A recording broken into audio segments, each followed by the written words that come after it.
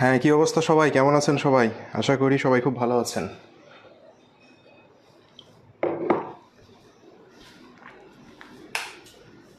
ওকে, দেখতে পাচ্ছি অনেকজন যুক্ত হয়ে গেছে লাইভে আমাদের সাথে। ওকে, আশা করি সবাই খুব ভালো আছেন। ঠিকমতো শুনতে পাচ্ছেন কিনা একটু কমেন্ট করে জানাবেন, ঠিক আছে?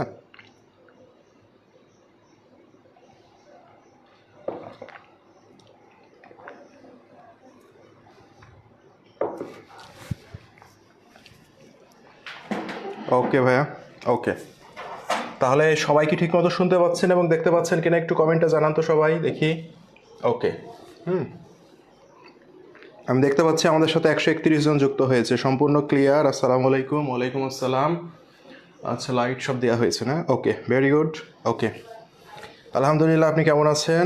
আলহামদুলিল্লাহ, আমিও ভালো আছি ভাইয়া। সবাই যেটা করতে হবে, সুন্দর করে আজকে আমরা দুইটা চ্যাপ্টার সমাধান করব। একটা হচ্ছে অংশীদারি ব্যবসা, আর একটা হচ্ছে উৎপাদন ব্যয় হিসাবের এমসিকিউ। ওকে, এই দুইটা চ্যাপ্টারই আপনাদের জন্য একটু কঠিন, আমরা এমসিকিউ পারি না, তাই না ভাইয়া? এখানে মেলা রকম এমসিকিউ এর নিয়ম টিয়ম আছে।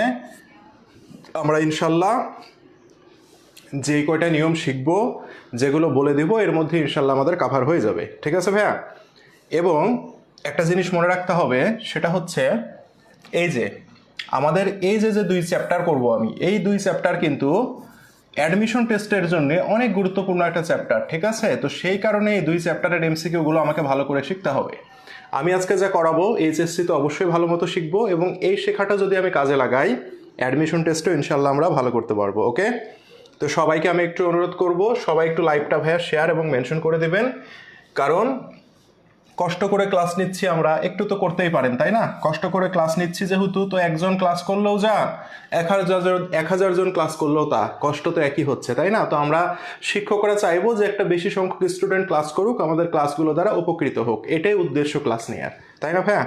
তো সবাইকে আমি একটু বলবো, হ্যাঁ আলহামদুলিল্লাহ ভালো আছি। তো সবাই একটু শেয়ার করে দিবেন এবং মেনশন করে দিবেন, ঠিক আছে? বন্ধুদেরকে একটু শেয়ার এবং মেনশন করে দেন। সবাই একটা করে শেয়ার ডান লিখে দেন, ঠিক আছে? যদি সত্যি আমাদের ক্লাসগুলো আপনার ভালো লাগে এবং এই ক্লাসগুলো থেকে যদি আপনি উপকৃত হন, বন্ধুদেরকে একটু শেয়ার এবং মেনশন করে দেন। আপনারা জানেন যে শেয়ার এবং মেনশন করতে আমি বারবার বলি না, জাস্ট একবারই বলি ক্লাস শুরুর প্রথমে, এরপরে টানা ক্লাস করে আমরা ক্লাস শেষ করে দিই, তাই না ভাইয়া? ওকে, আমি দেখতে পাচ্ছি 212 জন যুক্ত হয়েছে আমাদের সাথে। 300 জন তো হওয়া উচিত, তাই না ভাইয়া? 300 জন না হলে কি হবে বলেন? 300 জন হওয়া উচিত। ওকে, আসসালামু আলাইকুম। হ্যাঁ ভাইয়া, ওয়ালাইকুম আসসালাম। আশা করি সবাই খুব ভালো আছেন। Share done. সকাল থেকে স্যারদেরকে নক দিতে শেষ অ্যাডমিশনে ভর্তির জন্য। কই, সকাল থেকে নক তো দেননি, আমাকে নক দিলেই তো হইতো, আমাকে তো নক দেননি, তাই না? আচ্ছা, শেয়ার ডান। ওকে ভাইয়া, হ্যাঁ। একজন বলছে অ্যাডমিশনের ক্লাস শুরু আজকে থেকে। হ্যাঁ, আজকে একটা বিশেষ দিন, রাত 11টায় থেকে আমরা আজকে অ্যাডমিশন ব্যাচের যাত্রা শুরু করছি। That means admission plus HSC. প্রথমে এইচএসসিকে প্লাস পাওয়ানোর জন্য যা যা করা উচিত সেগুলো করাবো, এবং এর সাথে সাথে এই পড়ার মাধ্যমে অ্যাডমিশনে কিভাবে একটু এগিয়ে যাওয়া যায় এইচএসসি নিয়ে, সেগুলো নিয়ে আজকে রাত্রে 11টায় ওরিয়েন্টেশন ক্লাস আছে। যারা ভর্তি হয়েছেন তারা নোটিফিকেশন নিশ্চয়ই পেয়ে গেছেন, রাতে 11টায় তাদের সাথে জুম সেশন। এছাড়া যারা এখনও ভর্তি হতে ইচ্ছুক বা ভর্তি হতে চান, আজকের ওরিয়েন্টেশনটা মিস করতে চান না, তারা অবশ্যই 11টার আগে ভর্তি হয়ে যান। ওকে ভাইয়া? ওকে, ওয়ালাইকুম আসসালাম। ওকে, 9 ডান। ভেরি গুড ভাইয়া, থ্যাংক ইউ। আমি দেখতে পাচ্ছি আমাদের সাথে প্রায় 250 জন যুক্ত হয়ে গেছে। স্যার পরশুদিন অ্যাডমিট হবো। ওকে, হয়ে যান, সমস্যা নাই। ওয়েট করছি অ্যাডমিশন ক্লাস করার জন্য। এমসিকিউ সমাধান করতে পারবো স্যার? আমি তো উৎপাদন ব্যয়ের অঙ্ক করি না, এমসিকিউ সমাধান করতে পারবো কিনা দেখেন। উৎপাদন ব্যয়ের একেবারে বেসিক আমি একটা ক্লাস নিয়েছি ভাইয়া, ঠিক আছে? উৎপাদন ব্যয়ের একটা বেসিক আমি ক্লাস নিয়েছি। সবাইকে আমি অনুরোধ করব বেসিক ক্লাসটা করে আসার জন্য, ঠিক আছে? অ্যাকাউন্টিং ক্লাব, আপনি যদি ইউটিউব চ্যানেলে যান তাহলে বেসিক ক্লাসটা পাবেন, ঠিক আছে? তো যারা উৎপাদন ব্যয় করতে চাচ্ছেন না, উৎপাদন ব্যয় থেকে কিন্তু 4টার মতো এমসিকিউ পাবেন আপনি। তো যারা উৎপাদন ব্যয় করছেন না, হয়তো সিকিউ করবেন না, আপনি নাই করতে পারেন, কিন্তু এই 4 মার্ক তো মিস দেওয়া যাবে না। আমি যে এমসিকিউ ক্লাসটা নিচ্ছি এটা আর বেসিক ক্লাসটা করে যাবেন, দেখবেন এই 4টা এমসিকিউ 4টায় আপনি কমন পাবেন, এতটুকু গ্যারেন্টি আমি দিচ্ছি আপনাকে, ঠিক আছে ভাইয়া? ওকে, তাহলে ভাইয়া যারা ভর্তি হয়েছি, ওকে ভাইয়া, তাহলে আমি যেটা বলবো সেটা হচ্ছে যেটা করব সেটা বেসিক ক্লাসটা একটু সুন্দর করে দেখে নেবেন। বেসিক ক্লাস দেখার পরে আজকের যে এমসিকিউ ক্লাস যেগুলো সলভ করাবো, এগুলো করে গেলেই ভাইয়া উৎপাদন ব্যয় থেকে 100% আপনি কমন পাবেন। ওকে, আমি দেখতে পাচ্ছি 250 জন হয়ে গেছে। ওকে, আচ্ছা, ও আরেকটা কথা বলি, সেটা হচ্ছে আপনাদের ফাইনাল সিকিউ। হ্যাঁ, এই ফাইনাল সিকিউ এর ক্লাসগুলো তো আসলে লাইভে নেওয়া সম্ভব না, সে কারণে কিন্তু আমি আপনাদের জন্য সিরিজ করে দিচ্ছি। যেমন আর্থিক বিবরণী বিশ্লেষণের আমি একটা সিরিজ করছি ইউটিউবে, আমি অলরেডি লিঙ্ক দিয়ে দিচ্ছি। এই ভিডিওগুলো দেখে দেখে এই প্রশ্নগুলোই শুধু প্র্যাকটিস করে যাবেন, আর কিচ্ছু করা লাগবে না। 3টা ভিডিও দিয়েছি, আর হয়তো 3 থেকে 4টা ভিডিও দিব, দেন আর্থিক বিবরণী বিশ্লেষণের 20 মার্ক কমন পাবেন ওর মধ্যে থেকেই। ওকে ভাইয়া? এরপরে দেখা যাচ্ছে আমি শেয়ার ইস্যু নিয়ে একটা সিরিজ বানাবো, শেয়ার ইস্যুর আমি 5 থেকে 6টা ম্যাথ করাবো, ওর মধ্যে কমন পাবেন, ঠিক আছে? এরপরে দেখা যাচ্ছে আমি একটা সিরিজ করব, সেটাতে থাকবে লিফো ফিফো, এই 3টা চ্যাপ্টারই তো সহজ, সেখান থেকেও আপনি কমন পাবেন। এইভাবে আমি সিরিজ আকারে আপলোড দিতে থাকবো, আপনারা পরীক্ষার আগে পর্যন্ত এগুলো দেখে যাবেন আর এমসিকিউ ক্লাসগুলো করে যাবেন। 100% A+ কেউ ঠেকাইতে পারবে না, গ্যারান্টি দিলাম। ক্লিয়ার ভাইয়া? ওকে, তাহলে ভাইয়া আমরা আর কথা না বলি, আমরা হচ্ছে ক্লাসে চলে যাই, ঠিক আছে? দেখেন সবাই, দেখেন, আর ক্লাসে চলে গেলাম। দেখেন কি বলছে ক্লাসে, দেখেন, অংশীদারির চুক্তির অবর্তমানে নিচের কোনটি প্রাপ্য হবেন? Jessore board 23, Dhaka board 23, Rajshahi board 23, Rajshahi university 22-23। দেখছেন, এইচএসসির প্রশ্ন কিন্তু ইউনিভার্সিটিতে চলে আসছে। তাহলে চুক্তির অবর্তমানে একজন অংশীদার কি পায় ভাইয়া? চুক্তির অবর্তমানে একজন অংশীদার ঋণের সুদ পায়। অর্থাৎ চুক্তিতে যদি উল্লেখ নাও থাকে তাহলে একজন অংশীদার ঋণের সুদ পেয়ে থাকে, তাই না ভাইয়া? বলেন তো, তাহলে উত্তর কি হবে? উত্তর হবে ঋণের সুদ। ওকে ভাইয়া? সিকিউর লিঙ্ক কোথায় পাবো? সিকিউর লিঙ্ক আমাদের হোয়াটসঅ্যাপ যে গ্রুপটা আছে, হোয়াটসঅ্যাপ গ্রুপে যাবেন, পেয়ে যাবেন। অ্যাকাউন্টিং ক্লাব পেজে যাবেন, যে দেখবেন একটা পোস্ট করা আছে, পেয়ে যাবেন। আমাদের যে এফবি গ্রুপ আছে, ওই এফবি গ্রুপেও দিয়ে দেওয়া আছে, ঠিক আছে? একটু খুঁজে নেবেন, সেটা নিয়ে টেনশন করতে হবে না, পেয়ে যাবেন। তাহলে বোঝা গেছে ভাইয়া, চুক্তির অবর্তমানে কি পাই ভাইয়া? ঋণের সুদ পাই। তাহলে এটা কিন্তু ইউনিভার্সিটিতেও এসেছে এবং কতগুলো বোর্ডে এসেছে, দেখেন। নেক্সটে যাই ভাই, আমরা দেখি নেক্সটে যেটা আমাদেরকে বলছে, দেখেন নেক্সটে আমাদের যেটা বলছে, এটাও দেখেন কতবার এসেছে। Mymensingh board 23, Dhaka board 23, Barishal board 23। সেটা হচ্ছে চুক্তির অবর্তমানে অংশীদারদের প্রদত্ত সুদের হার কত?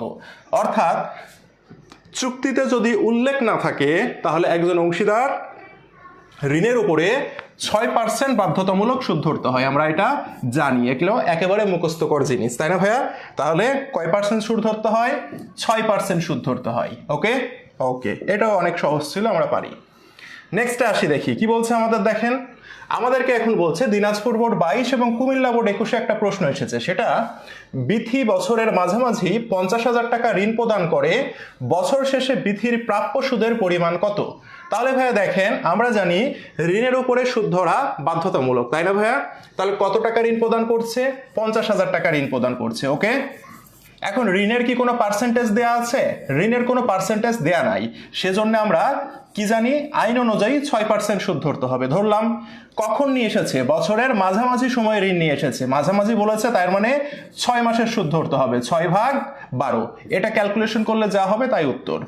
5×6 = 30, তার মানে এখানে হচ্ছে 3000। এই 3000-এর 6/12 মানে হচ্ছে অর্ধেক, অর্থাৎ উত্তর হবে কত ভাইয়া? 1500 টাকা। তাহলে ঋণের সুদের পরিমাণ কত ভাইয়া? ঋণের সুদের পরিমাণ হবে 1500 টাকা। আমরা কি সবাই বুঝছি ভাইয়া? বলেন তো। হ্যাঁ, রাইট, 3-এর ক হবে। তাহলে কি আমরা সবাই ক্লিয়ার? সেটা হচ্ছে 50,000 টাকা।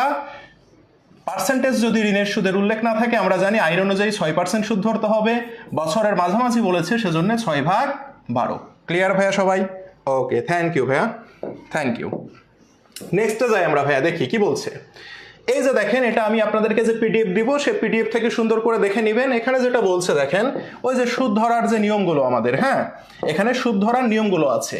প্রতি মাসের প্রথমে যদি উত্তোলন করে তাহলে 13/2 বা এটাকে 6.5 মাসের সুদ ধরতে হয়। ওকে, এগুলো একেবারে মুখস্থ রাখা লাগবে। এখান থেকে একটা এমসিকিউ কমন পাবেন আপনি। ওকে, এখান থেকে একটা এমসিকিউ আপনি কমন পাবেন। উত্তোলনের সুদ নিয়ে কিন্তু প্রতিটা বোর্ডে একটা এমসিকিউ আসবে আপনার। প্রতি মাসের মাঝামাঝি যদি বলে তাহলে 12/2 বা 6 মাসের সুদ ধরতে হয়। প্রতি মাসের শেষে যদি বলে তাহলে 11/2 বা 5.5 মাসের সুদ ধরতে হয়। প্রতি 2 মাস পর পর, অর্থাৎ কোনো অংশীদার যদি 2 মাস পরে পরে উত্তোলন করতে থাকে তাহলে দেখেন 5/2 বা 2.5 মাসের সুদ ধরতে হয়। আর যদি বলে 3 মাস পর পর বা 3 মাস অন্তর অন্তর যদি উত্তোলন করে তাহলে কিন্তু উত্তোলনের উপরে 1.5 মাসের সুদ ধরতে হয়। ওকে ভাইয়া, তাহলে এই জিনিসটা কিন্তু আমার একটু জানতে হবে। স্যার, সুদ ধরার নিয়মে প্যাচ লাগে, প্যাচ আজকে ছুটে যাবে। ওকে, টেনশন নিন না। ওকে ভাইয়া, তাহলে দেখেন এরপরে আরেকটা জিনিস আমাদের মনে রাখতে হবে, দেখেন যদি উত্তোলনের কোনো সময় উল্লেখ করা না থাকে, অর্থাৎ বছরের প্রথম শেষ মাঝামাঝি কিচ্ছু বলেনি, শুধু বলেছে উত্তোলন করেছে, উত্তোলনের উপরে সুদ ধরতে হবে, অর্থাৎ কোনো সময়ের উল্লেখ করা নাই। যদি কোনো সময়ের উল্লেখ করা না থাকে তাহলে আমাকে গড় হিসাবে কয় মাসের সুদ ধরতে হবে ভাইয়া? আমাকে গড় হিসাবে 6 মাসের সুদ ধরতে হবে। আমি কি বোঝাতে পেরেছি ভাইয়া? তাহলে যদি সময়ের উল্লেখ করা থাকে তাহলে এই সময়গুলো উল্লেখ করা থাকবে, এই হিসাবে আমরা সুদ ধরবো। এখন ধরেন সুদের ক্ষেত্রে কোনো সময়ের উল্লেখ করা নাই, মাসের শুরু শেষ মাঝামাঝি কিচ্ছু বলেনি, জাস্ট বলেছে উত্তোলন করেছে, উত্তোলনের উপরে সুদ ধরো। তাহলে আমি কয় মাসের সুদ ধরবো ভাইয়া? গড় হিসাবে আমি 6 মাসের সুদ ধরবো। সবাইকে ক্লিয়ার ভাইয়া? ওকে, ভেরি গুড, থ্যাংক ইউ। নেক্সটে যাই আমরা, দেখি ভাইয়া এই যে দেখেন একটা প্রশ্ন আসছে, দেখেন ময়মনসিংহ বোর্ড 21, কুমিল্লা বোর্ড 21 একটা প্রশ্ন এসেছে। অংশীদারগণ প্রতি মাসের শুরুতে, ভাইয়া প্রতি মাসের শুরুতে যদি অর্থ উত্তোলন করে তাহলে কত মাসের সুদ ধরতে হবে? ভাইয়া শুরুতে বললে কত? 6.5, মাঝামাঝি বললে 6, শেষে বললে 5.5, তাই না? তাহলে উত্তর হবে কি ভাইয়া? যেহেতু শুরু বলেছে তাহলে উত্তর হবে 6.5 মাসের। তাহলে উত্তর হবে কত? গ কিন্তু উত্তর হবে, তাই না ভাইয়া? এগুলো ভুল করা যাবে না। ওকে, নেক্সটে যাই আমরা। নেক্সটে আমাদের যেটা বলছে দেখেন, সেটা হচ্ছে এই যে দেখেন একটা সুন্দর অঙ্ক দিয়েছে। এই অঙ্কটা ভেরি ভেরি ইম্পর্টেন্ট একটা ম্যাথ। ওকে, ভেরি ভেরি ইম্পর্টেন্ট একটা ম্যাথ। ক্লিয়ার ভাইয়া? ভালো করে বোঝার ট্রাই করতে হবে। উত্তোলনের সুদ অনেকে আমরা ভুল করি। ওকে, সুন্দর করে একটু মনোযোগ দেন এখন থেকে, তাহলে আর ভুল হওয়ার কোনো সম্ভাবনা থাকবে না। ওকে ভাইয়া, দেখি কি বলছে। বৃষ্টি তার অংশীদারি কারবার থেকে বার্ষিক 40,000 টাকা উত্তোলন 40,000 টাকা উত্তোলন করেছে। ক্লিয়ার ভাইয়া? বার্ষিক মানে কি? বছরে উত্তোলন করেছে। বছরে কত টাকা? 40,000 টাকা নগদ উত্তোলন করে। এছাড়া কারবার থেকে 5,000 টাকার পণ্য উত্তোলন করে, যা এখনো হিসাব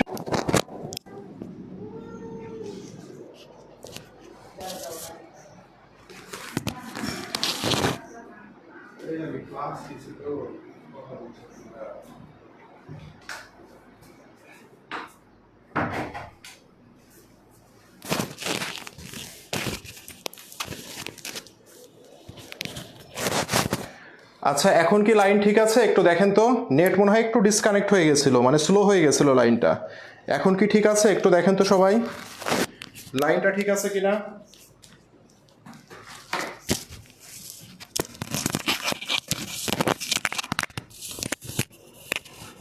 আচ্ছা, লাইন একটু ডিসকানেক্ট হয়ে গেছিল, এখন কি ঠিক আছে? একটু দেখেন তো সবাই।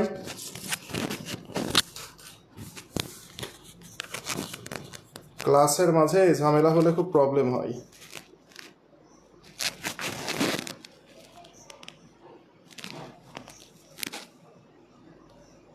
আচ্ছা, একটু দাঁড়ান সবাই।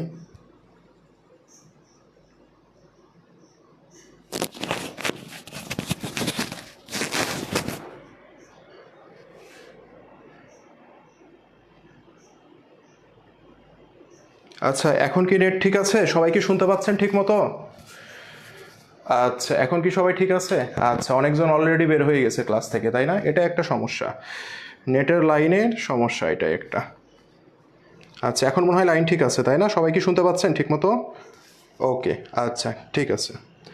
কারেন্ট চলে গেছে, আবার বোঝান প্লিজ। আচ্ছা, ঠিক নাই, ঠিক আছে। এখন কি সবাই বুঝতে পারছেন? এখন কি শুনতে পাচ্ছেন সবাই? ওকে, অল ক্লিয়ার। ওকে ভাইয়া, একটু নেটের প্রবলেম হয়েছিল, হ্যাঁ একটু নেট কানেকশনটা ডাউন হয়ে গেছিলো, এখন ঠিক আছে। ওকে, আচ্ছা তাহলে আমি আবার বলি এটা। ওকে, আমি এটা আবার বলি। এখন দেখেন, সেটা হচ্ছে আমরা উত্তোলন নিয়ে কাজ করছি, তাই না ভাইয়া? উত্তোলন নিয়ে কাজ করছি। আমরা জানি হচ্ছে উত্তোলন কয় প্রকার? 2 প্রকার। একটা হচ্ছে নগদ উত্তোলন, আর একটা হচ্ছে পণ্য উত্তোলন। ঠিক আছে, ভালো করে শুনেন। একটা নগদ উত্তোলন আর একটা হচ্ছে পণ্য উত্তোলন। ওকে, একটা হচ্ছে নগদ উত্তোলন, আরেকটা হচ্ছে পণ্য উত্তোলন। এই জায়গাতে আমরা অনেকে ভুল করব। ওকে, এখন ভাইয়া কোন উত্তোলনের উপরে সুদ ধরতে হয়? শুধুমাত্র নগদ উত্তোলনের উপরে আমরা সুদ ধরবো, পণ্য উত্তোলনের উপরে আমরা সুদ ধরবো না। ক্লিয়ার ভাইয়া? সাধারণ নিয়ম হচ্ছে নগদ উত্তোলনের উপরে সুদ ধরতে হয়, পণ্য উত্তোলনের উপরে সুদ ধরতে হয় না। ক্লিয়ার ভাইয়া? ক্লিয়ার? তাহলে ভাই আমরা কোন উত্তোলনের উপরে সুদ ধরবো? নগদ উত্তোলনের উপরে সুদ ধরবো, পণ্য উত্তোলনের উপরে সুদ ধরবো না। আচ্ছা, নেটে এত প্রবলেম করছে আজকে, নেটে প্রচুর প্রবলেম করছে, খুব বিরক্ত লাগছে বুঝছেন। এখানে তো সই করছে না, আমি যে কমেন্ট দেখবো এটা সই করছে না।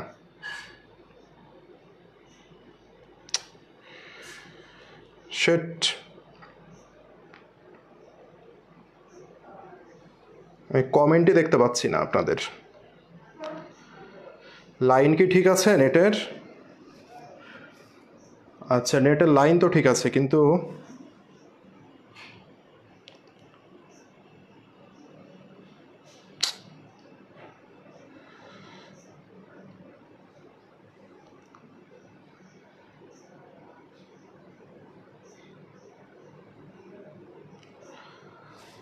লাইন ঠিক আছে না? ওকে, হ্যাঁ এখন আসছে। আচ্ছা দেখেন, তাহলে আমরা নগদ উত্তোলন আর পণ্য উত্তোলন, পণ্য উত্তোলনের উপরে সুদ ধরা যাবে না, কিন্তু প্রশ্নে যদি পণ্য উত্তোলনের উপরেও সুদ ধরতে বলে, ওকে, প্রশ্নে যদি আমাকে পণ্য উত্তোলনের উপরে সুদ ধরতে বলে, দেন আমি পণ্য উত্তোলনের উপরে সুদ ধরবো। এই প্রশ্নে কোথাও কিন্তু আপনাকে পণ্য উত্তোলনের উপরে সুদ ধরতে বলেনি। দ্যাট মিনস আমাকে এখানে 5% যে সুদটা আমি ধরবো সেটা অবশ্যই নগদ উত্তোলনের উপরে ধরবো। ক্লিয়ার ভাইয়া? তাহলে আমরা সুদটা কার উপরে ধরবো? এখানে এখানে সুদটা আমরা নগদ উত্তোলনের উপরে ধরবো। ওকে, আচ্ছা, এখন নগদ উত্তোলনের উপরে যদি আমরা সুদ ধরি তাহলে কি হবে ভাইয়া? দেখি আমরা নগদ উত্তোলনের উপরে যদি আমরা সুদ ধরি তাহলে কি হবে দেখি। নগদ উত্তোলনের উপরে যদি আমরা সুদ ধরি কত পার্সেন্ট ভাইয়া? 5%। দেখেন এই জায়গাতে আমরা সবাই যে ভুলটা করি, ওকে, দেখেন 40,000 টাকা এটা হচ্ছে কি ভাইয়া? 40,000 টাকা হচ্ছে বার্ষিক উত্তোলন, ঠিক আছে। তাহলে এই বার্ষিক টাকার উপরে যদি পার্সেন্টেজ করি তাহলে কত হবে ভাইয়া? 2,000 টাকা হবে, তাই না? এই 2,000 টাকা কিন্তু আমার কত দিনের সুদ হইল? 1 বছরের। 1 বছরের টাকার উপরে আমি যখন পার্সেন্টেজ করব, যেই টাকাটা বের হবে এটা কত দিনের সুদ ভাইয়া? এটা হচ্ছে 1 বছরের সুদ। ওকে, এখন কোন সময় আমি উত্তোলন করেছি দেখেন তো, কিছু কি বলেছে এখানে? কি বলেছে? বছরের শুরুতে, শেষে, মাঝামাঝি কোনো কিছু কি বলা আছে ভাইয়া? দেখেন কোনো কিছু বলা নাই, দেখেন কিচ্ছু বলা নাই, শুধু বলেছে কারবার থেকে বার্ষিক উত্তোলন করে, বছরে উত্তোলন করে, কিন্তু বছরের কোন সময় উত্তোলন করে সেটা কিন্তু কিচ্ছু বলা নাই। তাহলে কিছু যদি বলা না থাকে আমরা কত দিনের সুদ ধরবো ভাইয়া? 6 মাসের সুদ ধরবো। তাহলে এই টাকাটা যদি 1 বছরের সুদ হয় তাহলে একে আমরা কি করব? 6 দিয়ে গুণ দিব, 12 দিয়ে ভাগ দিব, তাহলে কি হবে ভাইয়া? 1,000 টাকা হবে। এই 1,000 টাকাই হচ্ছে আমার কি উত্তোলন ভাইয়া? এই 1,000 টাকাই হচ্ছে আমার 6 মাসের উত্তোলনের পরিমাণ। সবাই কি বুঝছি ভাইয়া? সবাই কি বুঝতে পেরেছি বলেন? সবাই বুঝতে পেরেছি কিনা বলেন? সবাই কি বুঝছি ভাইয়া? তাহলে দেখেন এখানে আমরা অনেকে আবার যেটা করি কত দিনের? 6 মাসের, সেজন্য 6 দিয়ে গুণ দিয়ে দিই। না ভাইয়া, এটা হচ্ছে বার্ষিক উত্তোলন। তাহলে বার্ষিক উত্তোলনের উপরে যখন আমি পার্সেন্টেজ করব, বার্ষিক উত্তোলনের উপরে যখন আমি পার্সেন্টেজ করব তখন কিন্তু আমার 1 বছরের উত্তোলনের সুদ বের হবে। এই যে 2,000 এটা হচ্ছে 1 বছরের উত্তোলনের সুদ। এখন একে আমি 6 মাসের সুদ লাগবে, কারণ কোনো সময় বলা নাই, সেজন্য 6 দিয়ে গুণ দিব, 12 দিয়ে ভাগ দিব, তাহলে কত হবে ভাইয়া? 1,000। ওকে ভাইয়া, তাহলে এটা সুন্দর করে বুঝতে হবে। ক্লিয়ার ভাইয়া? ওকে, নেক্সটে যাই। নেক্সটে যেটা আমাদের বলছে এটা আমরা একটু পড়ি। দেখেন, পড়ি একটি ব্যবসার অংশীদার, সে মাসিক 1500 টাকা করে উত্তোলন করে সারা বছরে নগদ উত্তোলন করে। 1500 টাকা করে সারা বছর নগদ উত্তোলন করে। 25 ডিসেম্বর তারিখে 5,000 টাকার পণ্য উত্তোলন করে। 12% হারে উত্তোলনের সুদ কত হবে? 12% হারে উত্তোলনের সুদ কত হবে? খুব ভালো করে বুঝেন এখানে, ঠিক আছে ভাইয়া? দেখেন এই যে 1500 টাকা, এটি কি উত্তোলন ভাইয়া? 1500 টাকা হচ্ছে মাসিক উত্তোলন, তাই না? তাহলে মাসিক উত্তোলনের উপরে আমি যখন পার্সেন্টেজ করব 12%, এই মাসিক উত্তোলনের উপরে যখন আমি পার্সেন্টেজ করব তখন আমি কত পাবো ভাইয়া? দেখি তো, 150 আর 15 15 30, 180 টাকা। এই যে 180 টাকা, এটি কি উত্তোলন বের হলো ভাইয়া? মাসিক উত্তোলনের উপরে পার্সেন্টেজ করলেন, দ্যাট মিনস এই যে টাকাটা এটা হচ্ছে 1 মাসের উত্তোলন। কিসের উত্তোলন? 1 মাসের উত্তোলন। ক্লিয়ার ভাইয়া? এটা হচ্ছে 1 মাসের উত্তোলন। এখন ভালো করে বুঝেন, এখন কি বলেছে, বলেছে হচ্ছে সারা বছর উত্তোলন করে। সারা বছর, কোনো নির্দিষ্ট টাইম বলেছে যে মাসের শুরুতে শেষে মাঝামাঝি, কিচ্ছু বলেনি, বলেছে কি সারা বছর উত্তোলন করেছে। তাহলে সারা বছর উত্তোলন করা মানে কি, কয় দিনের সুদ ধরবো আমরা, 6 মাসের সুদ ধরবো। তাহলে ভাইয়া এটি যদি 1 মাসের উত্তোলন হয়ে থাকে, একে আমি গুণ দিব কয় দিয়ে, 6 দিয়ে গুণ দিব, তাহলে আমি কি 6 মাসের সুদ পাবো না ভাইয়া, বলেন তো? এটাকে আমি 6 দিয়ে গুণ দিলে 6 মাসের সুদ পাবো। তাহলে 600 আর 6 8 48 মানে 480, অর্থাৎ 1080, এটা হবে উত্তোলনের পরিমাণ। এই জায়গাতে যদি আমরা 6/12 করি তাহলে কি হবে ভাইয়া, না। কেন ভাইয়া? কারণ 1 মাসের উত্তোলনকে পার্সেন্টেজ করলে 1 মাসের সুদ পাবেন। এখন এই 1 মাসের সুদকে 6 দিয়ে গুণ করেন, তাহলে আপনি 6 মাসের সুদ পাবেন। বিষয়টা কি ক্লিয়ার হয়েছেন সবাই ভাইয়া, বলেন? সবাই কি বুঝতে পেরেছেন? এটা কি সবাই বুঝতে পেরেছেন ভাইয়া? এই জায়গাতে বলেন তো পার্থক্যটা কোথায় ছিল? অনেকে ভুল উত্তর করছেন, 2160 বলছেন। 2160 কেন হবে ভাইয়া? যারা 2160 করছেন ভুল করছেন, ঠিক আছে? 12 দিয়ে ভাগ হবে না কেন ভাইয়া? 1 বছরের টাকা দেয়া থাকলে, বার্ষিক উত্তোলন দেয়া থাকলে 12 দিয়ে ভাগ করব। এখানে কি বার্ষিক বলা আছে? এখানে বলেছে মাসিক। এই যে আগের অঙ্কটা দেখেন, আগের অঙ্কটা দেখেন, আগের অঙ্কটা দেখেন, এখানে কি বলেছে ভাইয়া? এখানে বলেছে বার্ষিক 40,000। সেই জন্য 40,000-এর উপরে আমি যদি 5% করি কত হবে ভাইয়া? 2,000 হবে। ওকে, এই 2,000 কিন্তু 1 বছরের সুদ। কত বছরের সুদ? এটা হচ্ছে 1 বছরের সুদ। কিন্তু এখানে কয় মাসের সুদ লাগবে ভাইয়া? কিচ্ছু বলেনি, তার মানে 6 মাসের সুদ লাগবে, তাই না?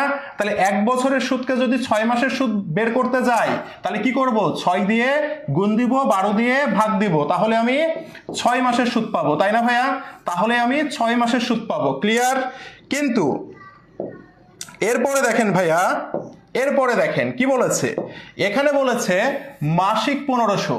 তাহলে আপনি 1500-র উপরে যদি পার্সেন্টেজ করেন সরাসরি, তাহলে কত হয় ভাইয়া? 1500-র উপরে পার্সেন্টেজ করলে 180 হয়। এই 180 কিন্তু 1 মাসের। কেন ভাইয়া? কারণ এটা মাসের উত্তোলন, মাসের উপরে পার্সেন্টেজ করলে 1 মাসের সুদ পাবেন। ক্লিয়ার? এখন প্রশ্নে কয় মাসের সুদ লাগবে ভাইয়া? 6 মাসের সুদ লাগবে। সেই জন্য আপনি 6 দিয়ে গুণ দেন। 1 মাসের সুদ 180, 6 মাসের সুদ বের করতে 6 দিয়ে গুণ দিবেন, যেটা হবে সেটাই হচ্ছে উত্তর। সবাই কি বুঝতে পেরেছেন? পণ্য উত্তোলনের উপরে কখন সুদ গণনা করব?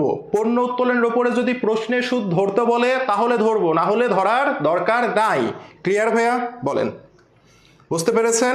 পণ্য উত্তোলনের উপরে যদি সুদ ধরতে বলে তাহলে সুদ ধরবো, না হলে ধরতে হবে না। ক্লিয়ার ভাইয়া সবাই? তাহলে এই জায়গাতে কিন্তু আমরা ভুল করি। ওই যে অনেকে বললো 6/12 করব। ভাইয়া 6/12 কখন করব? যখন বলবে 1 বছরের টাকা দেয়া থাকবে তখন 6/12। ওকে ভাইয়া? একজন বলেছে 6 মাসের কেন ধরবো? ভাইয়া এখানে কি কোনো সময় বলা আছে যে মাসের শুরুতে, শেষে, মাঝামাঝি, 2 মাস পর পর, 3 মাস পর পর কিছু বলা আছে? কিচ্ছু সময় উল্লেখ করা নাই।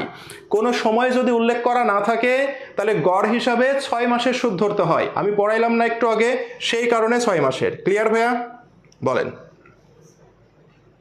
ওকে, একজন বিশাল ক্যালকুলেশন করেছে। ভাইয়া এত ক্যালকুলেশনের তো দরকার নাই, ডিরেক্টই তো উত্তর হয়ে যাচ্ছে, তাই না? ডিরেক্ট উত্তর হয়ে যাচ্ছে। কিছু বলা না থাকলে সব সময় 6 মাসের। রাইট, কিছু বলা না থাকলে সব সময় 6 মাসের। ওকে ভাইয়া? ওকে। সারা বছর বলেছে ভাই, সারা বছর মানে কি কোনো নির্দিষ্ট টাইম বলেছে? 1 মাস, 2 মাস, 3 মাস, মাসের মাঝামাঝি, শেষ সময়ে? সারা বছর মানে কি সারা বছরের যে কোনো সময় উত্তোলন করেছে, নির্দিষ্ট করে সময় বলা নাই। বোঝা গেছে? সারা বছর, সারা বছর মানে কি জানুয়ারি হইতে পারে, ফেব্রুয়ারি হইতে পারে, ডিসেম্বর হইতে পারে, মার্চ হইতে পারে, মার্চের 25 তারিখ হইতে পারে, আগস্টের 10 তারিখ হইতে পারে। এটা সারা বছর না? তো এটা কি নির্দিষ্ট করে বলেছে কোনো তারিখ? নির্দিষ্ট করে কোনো তারিখ বলা নাই। সারা বছর মানে বছরের 365 দিনই হইতে পারে। তো এটা কি নির্দিষ্ট? অনির্দিষ্ট এটা। আর যদি বলতো কি 2 মাস পর পর, নির্দিষ্ট। কয় মাস পর পর? 2 মাস পর পর। মাসের শুরুতে, একবারে নির্দিষ্ট করে দিয়েছে মাসের শুরুতে। বুঝতে পেরেছেন? পার্থক্যটা হচ্ছে এখানে। ক্লিয়ার ভাইয়া? ক্লিয়ার? নেট প্রবলেম তাহলে আপনার নেট প্রবলেম, ঠিক আছে? আমার এখানে তো আমি ঠিকই দেখছি, আমার নেট প্রবলেম তো আর হচ্ছে না। নেট প্রবলেম হইলে তাহলে আপনারই এখানে নেট প্রবলেম হচ্ছে সম্ভবত। আমি তো এখানে ঠিকই দেখছি। ওকে, এখানে সারা বছর বলেনি, ঠিক আছে? সারা বছর বলেছে। সারা বছর মানে কি কোনো নির্দিষ্ট সময় ভাইয়া? নির্দিষ্ট সময় মানে কি? নির্দিষ্ট সময় মানে হচ্ছে, ভালো করে বুঝেন, এই জায়গাতে অনেকের প্রবলেম। হ্যাঁ, এই জায়গাতে অনেকের প্রবলেম। নির্দিষ্ট সময় মানে কি? মাসের শুরুতে একবারে আপনাকে বলে দিয়েছে, দেখেন, মাসের শুরুতে একবারে, প্রতি মাসের শুরু নির্দিষ্ট সময়, মাসের শেষে একবারে আপনাকে নির্দিষ্ট করে দিয়েছে কখন? শেষে। মাসের মাঝামাঝি একবারে আপনাকে নির্দিষ্ট করে দিয়েছে কখন? মাসের মাঝামাঝি। ওকে ভাইয়া? 2 মাস পর পর। ভাইয়া নেক্সট নেক্সট করেন না, নেক্সট নেক্সট করলে ক্লাস থেকে চলে যান, ঠিক আছে? আপনি পারেন, আপনার জন্য আমি ক্লাস নিচ্ছি না। চুপ করে ক্লাস করেন, ভালো লাগলে করেন, নাহলে চলে যান। ওকে, নেক্সট নেক্সট পণ্ডিতি দেখাইতে আসেন না, ঠিক আছে? যারা নেক্সট নেক্সট করে ভাব নিচ্ছেন তারা নেক্সট নেক্সট করেন না, ঠিক আছে? অনেকজনের এখানে প্রবলেম আছে, আমি আমার মতো ক্লাস নিব। নেক্সট নেক্সট করেন কেন? আপনার কি অর্ডার শুনতে আমি আসছি এখানে যে নেক্সট নেক্সট করছেন পায়ের উপর পাতুলে বসে? একটা ভদ্রতা তো শিখতে হয়, তাই না? নেক্সট নেক্সট করেন। ওকে, তাহলে ভাই কি বললাম আমি এখানে? এই যে নির্দিষ্ট করে দিচ্ছে, আর এখানে কি বলেছে? সারা বছর ধরে। ভাই সারা বছর মানে কি? 365 দিনই উত্তোলন করতে পারে। আবার চাইলে প্রতি মাসের 25 তারিখে উত্তোলন করতে পারে, 27 তারিখে উত্তোলন করতে পারে, যে কোনো সময় একাধিকবার উত্তোলন করতে পারে। সারা বছর মানে নির্দিষ্ট নয়। বোঝা গেছে পার্থক্যটা এখানে? ক্লিয়ার? আচ্ছা আচ্ছা, এরপরে যাই আমরা। ওকে, আর এখানে কয়েকজন ছেলে মেয়ে দেখছি যে মানে উল্টাপাল্টা কথাবার্তা বলছেন। ওকে, হ্যাঁ, বার্ষিক বললে 12 দিয়ে ভাগ দিতে হবে, বার্ষিক বললে 12 দিয়ে ভাগ দিতে হবে। ক্লিয়ার? কয়েকজন ছেলে মেয়ে দেখছি উল্টাপাল্টা কমেন্ট করছেন। কেউ কমেন্ট করলে তাদেরকে আবার মানে একটু খারাপ ভাষায় কথাবার্তা বলছেন। অপরকে সম্মান করতে শিখেন, নিজে সম্মান পাবেন, ঠিক আছে? এতটুকু মাথায় রেখেন। ওকে, নেক্সটে যাই। দেখেন, কমিশন সংক্রান্ত, দেখেন কমিশন সংক্রান্ত সমস্যা কি ভাইয়া? কমিশন সংক্রান্ত। ওকে, কমিশন সংক্রান্ত সমস্যা খুব ভালো করে দেখবেন এখানে, ঠিক আছে? কমিশন সংক্রান্ত সমস্যা একটু খুব ভালো করে দেখেন। কমিশন সংক্রান্ত 2টা সমস্যা আছে, ঠিক আছে? একটা যদি বলে কমিশন পূর্ব নিট মুনাফার উপরে কমিশন,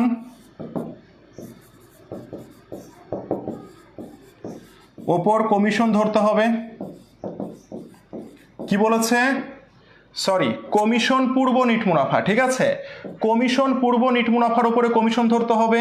তাহলে সরাসরি আপনি যেটা করবেন সেটা হচ্ছে যে মুনাফাটা দেওয়া থাকবে, কমিশন পূর্ব যে মুনাফা দেওয়া থাকবে, এই মুনাফার উপরে সরাসরি কমিশনের হার দিয়ে গুণ দিবেন, মানে সরাসরি পার্সেন্টেজ করবেন। ওকে ভাইয়া, সরাসরি কি করবেন? পার্সেন্টেজ করবেন। ক্লিয়ার ভাইয়া? সবাই বুঝতে পেরেছেন? সরাসরি পার্সেন্টেজ করবেন। যদি আপনার বলে কমিশন পূর্ব নিট মুনাফার উপর কমিশন ধরতে হবে, কমিশন পূর্ব নিট মুনাফার উপর 10% কমিশন ধরতে হবে। সাপোজ কমিশন পূর্ব নিট মুনাফা দেওয়া আছে কত টাকা? 10,000 টাকা।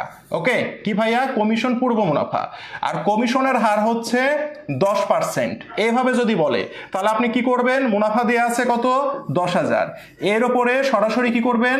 10% করবেন। তাহলে কত হবে? 1,000 টাকা হবে। এই 1,000 টাকায় কি ভাইয়া? এই 1,000 টাকায় হচ্ছে আপনার কমিশন। সবাই কি বুঝছেন ভাইয়া?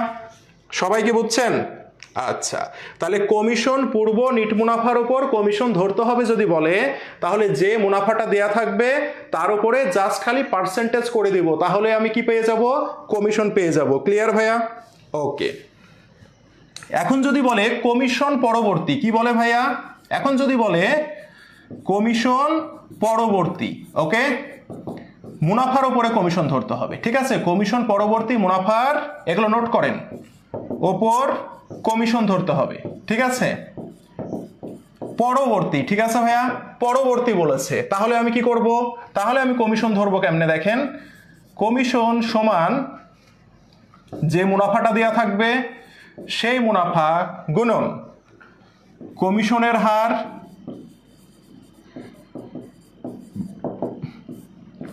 একশো প্লাস কমিশন হার। ক্লিয়ার ভাইয়া? এটা দিয়ে বের করব। তাহলে দেখি তো এই প্রশ্নে আমাকে কি বলেছে। এই প্রশ্নে বলছে দেখেন, কমিশন চার্জ পূর্ব নিট মুনাফা এত টাকা, ঠিক আছে? কমিশন চার্জ পরবর্তী মুনাফার উপরে কমিশন ধরতে হবে। কার উপরে বলেছে ভাইয়া?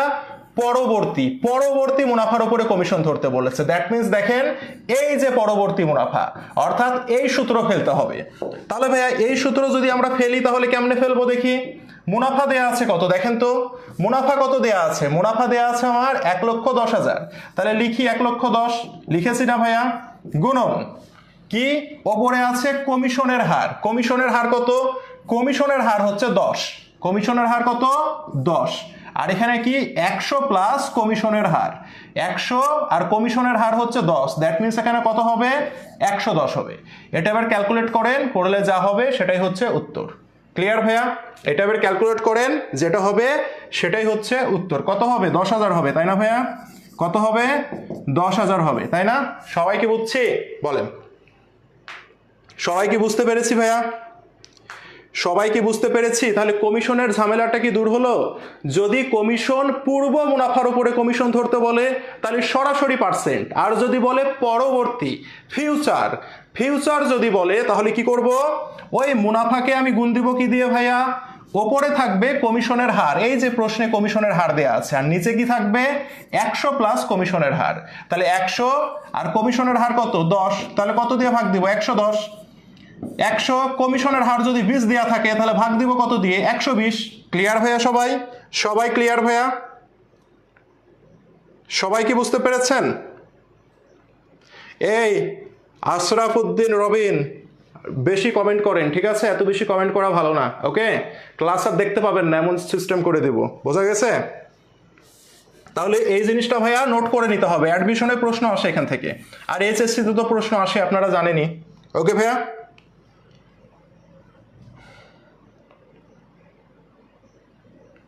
ঠিক আছে ভাইয়া, ক্লিয়ার, আপনার যেমনে খুশি সেমনে মনে রাখেন আপনি, ঠিক আছে। নেক্সটে যাই, দেখেন একটি অংশীদারি কারবার এবিসি, 3 জন অংশীদার, তাদের মুনাফা বন্টনের অনুপাত 3-2-1, বন্টনযোগ্য মুনাফা 90,000 টাকা হলে সি এর মুনাফার পরিমাণ কত? এটা তো পারবেন তাই না, তারপরে পরীক্ষায় আসে। 90,000 ভাগ 3 আর 2 5 আর 1 কত 6, 3টা অনুপাত যোগ করবেন, করে ভাগ করবেন 6, গুণন কি বলেছে সি এর অনুপাত কত, তাহলে এটা হচ্ছে এ, এটা হচ্ছে বি, আর এটা হচ্ছে সি, তাহলে সি এর মান হচ্ছে 1, তাহলে 1 দিয়ে গুণ দিবেন, ঠিক আছে। তাহলে কত হয় 6 15 90, 15 কে 15, উত্তর কত ভাইয়া 15,000 টাকা। এটা সবাই পারবেন, তারপর আপনাদের বোর্ড প্রশ্নে এসেছে বলে একটা এখানে স্যাম্পল হিসাবে দেখানো হয়েছে। ক্লিয়ার ভাইয়া, ক্লিয়ার, ওকে। নেক্সটে যাই, কি বলেছে দেখেন, এই যে এটাও আপনার কি বলেছে দেখেন, কয়ের মুনাফার পরিমাণ কত, ঠিক আছে, কিন্তু এখানে আমাদেরকে ভগ্নাংশ হিসাবে দিয়েছে। কি হিসাবে দিয়েছে মানগুলো? ভগ্নাংশ হিসাবে দিয়েছে। দেখেন কি বলেছে, ক খ গ 3 জন অংশীদার, সেখানে কয়ের অনুপাত কত, কয়ের অনুপাত বলেছে 5/10, ভগ্নাংশ হিসেবে দিয়েছে। ক্ষয়ের কত ভাইয়া, ক্ষয়ের হচ্ছে 3/8, আর গয়ের কত, গয়ের হচ্ছে 2/16, অর্থাৎ এই ভগ্নাংশ হিসেবে দিয়েছে, ওকে। মুনাফা হয়েছে কত 1,60,000, তাহলে কার মুনাফার পরিমাণ বের করতে বলেছে, কয়ের, তাহলে কয়ের মুনাফা সমান 1,60,000, আর কয়ের মান কত দেয়া আছে বলেন তো 5/10, এই 5/10 দিয়ে গুণ করে দেন, তাহলে উত্তর হয়ে যাবে কত হয় দেখি তো ভাইয়া 16, 5-16 কত, 5-16 হচ্ছে 80, তাহলে উত্তর হবে কয়ের মুনাফা কত ভাইয়া 80,000। অনেক সহজ, কিন্তু আমরা যদি না জানি তাহলে এটাই ভুল করে আসতাম, তাই না ভাইয়া বলেন? সবাই বুঝছেন ভাইয়া, সবাই কি বুঝতে পেরেছেন? ভগ্নাংশের ঝামেলা তো কিছু নাই, ভগ্নাংশ তো আরো সহজ ভাইয়া, ভগ্নাংশ তো আরো সহজ, ভগ্নাংশের ঝামেলা কি আছে বলেন?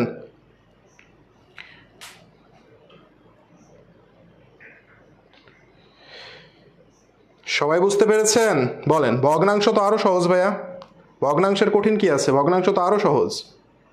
বুঝি না এটা, আরে ভাই না বুঝার কি আছে, সহজ জিনিস, বুঝার ট্রাই তো করেন না, তো বুঝবেন কেমনে?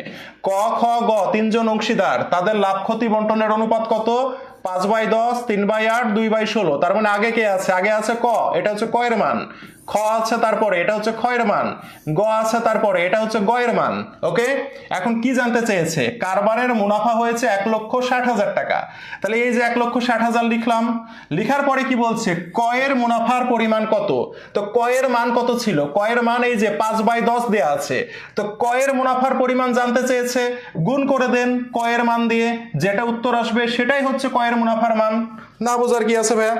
বলেন তো, বলেন, না বোঝার কি আছে এখানে ভাই? আমি তো এক্সামে মাস্ট ভুল করতে আসতাম। হ্যাঁ, সবাই বুঝছেন? 10 পাইলেন কই? 10 পাইলেন আমার মাথায়। হ্যাঁ, 10 পাইলেন আমার মাথায়, দেখতে পাচ্ছেন না 10 কই পাইলাম? প্রশ্নে 10 দেয়া আছে না? লিখে দিয়েছি না এখানে? এই যে প্রশ্নে 10 দেয়া আছে না? একটু মনোযোগ দিয়ে দেখেন, তাহলে বুঝবেন 10 কই পাইলেন। ঠিক আছে, ক্লিয়ার ভাইয়া সবাই? ওকে, নেক্সটে যাই আমরা। এই যে দেখেন, আমাদের এই কোর্সে কিন্তু আজ থেকে ক্লাস হচ্ছে, ওরিয়েন্টেশন ক্লাস কিন্তু আজকে রাত্রে। ঠিক আছে, আরেকবার মনে করে দিই, যাদের অর্থ সমস্যা রয়েছে তারা অন্তত কিছু টাকা দিয়েও ভর্তি কনফার্ম করে আগামীকাল থেকে ক্লাস করতে পারবেন, এবং এখানে ওরিয়েন্টেশন ক্লাসটা আজকে থেকে শুরু হচ্ছে। ওকে, তো এই যে ফ্যাসিলিটিসগুলো আছে, এই ফ্যাসিলিটিসগুলো যদি নিতে চান, বই, টি শার্ট, পেন সব কুরিয়ারে চলে যাবে। ঠিক আছে, এগুলো যদি নিতে চান তাহলে দেখেন 4,500 টাকার কোর্স কিন্তু 15 তারিখ পর্যন্ত মাত্র 3500 টাকায় ভর্তি হইতে পারবেন। ঠিক আছে, তো ভর্তি হইতে এই যে দেখেন পেজের যে নাম্বার আছে, 4টা পেজ, আমাদের যোগাযোগ করে খুব দ্রুত ভর্তি হয়ে যান, তাহলে আর কোনো প্যারা থাকবে না। এইচএসসি পরীক্ষা শেষ হবে, বন্ধুরা দৌড়াদৌড়ি করবে, বই বের হবে না, বই কিনবে, আর এইদিকে আমরা পড়াশোনা শুরু করে দেবো, কারণ আমাদের বইও আছে, কোর্স টিচারও রেডি, খালি পড়াশোনা শুরু করে দেবো, তাহলে আমাদের শেষ। ঠিক আছে, সবার থেকে আমরা এগিয়ে থাকবো। এবং আজকে থেকে আমাদের কি হচ্ছে? আজকে থেকে আমাদের কিন্তু মিশনটা শুরু হচ্ছে, এবং আজকে থেকে আপনাদের দায়িত্ব আমি নিচ্ছি একেবারে অ্যাডমিশনে চান্স না পাওয়া পর্যন্ত। ওকে, আমাদের পরিশ্রম, আপনার পরিশ্রম, দুইটা মিলে একটা ভালো কিছু ইনশাল্লাহ হবে। ক্লিয়ার? ওকে, বই অন্যান্য সরঞ্জাম কবে পাবেন? বই অন্যান্য সরঞ্জাম অ্যাডমিশন ক্লাস শুরু হওয়ার আগে ইনশাল্লাহ পেয়ে যাবেন সবাই। ঠিক আছে, নেক্সটে যাই, দেখেন কি বলছে।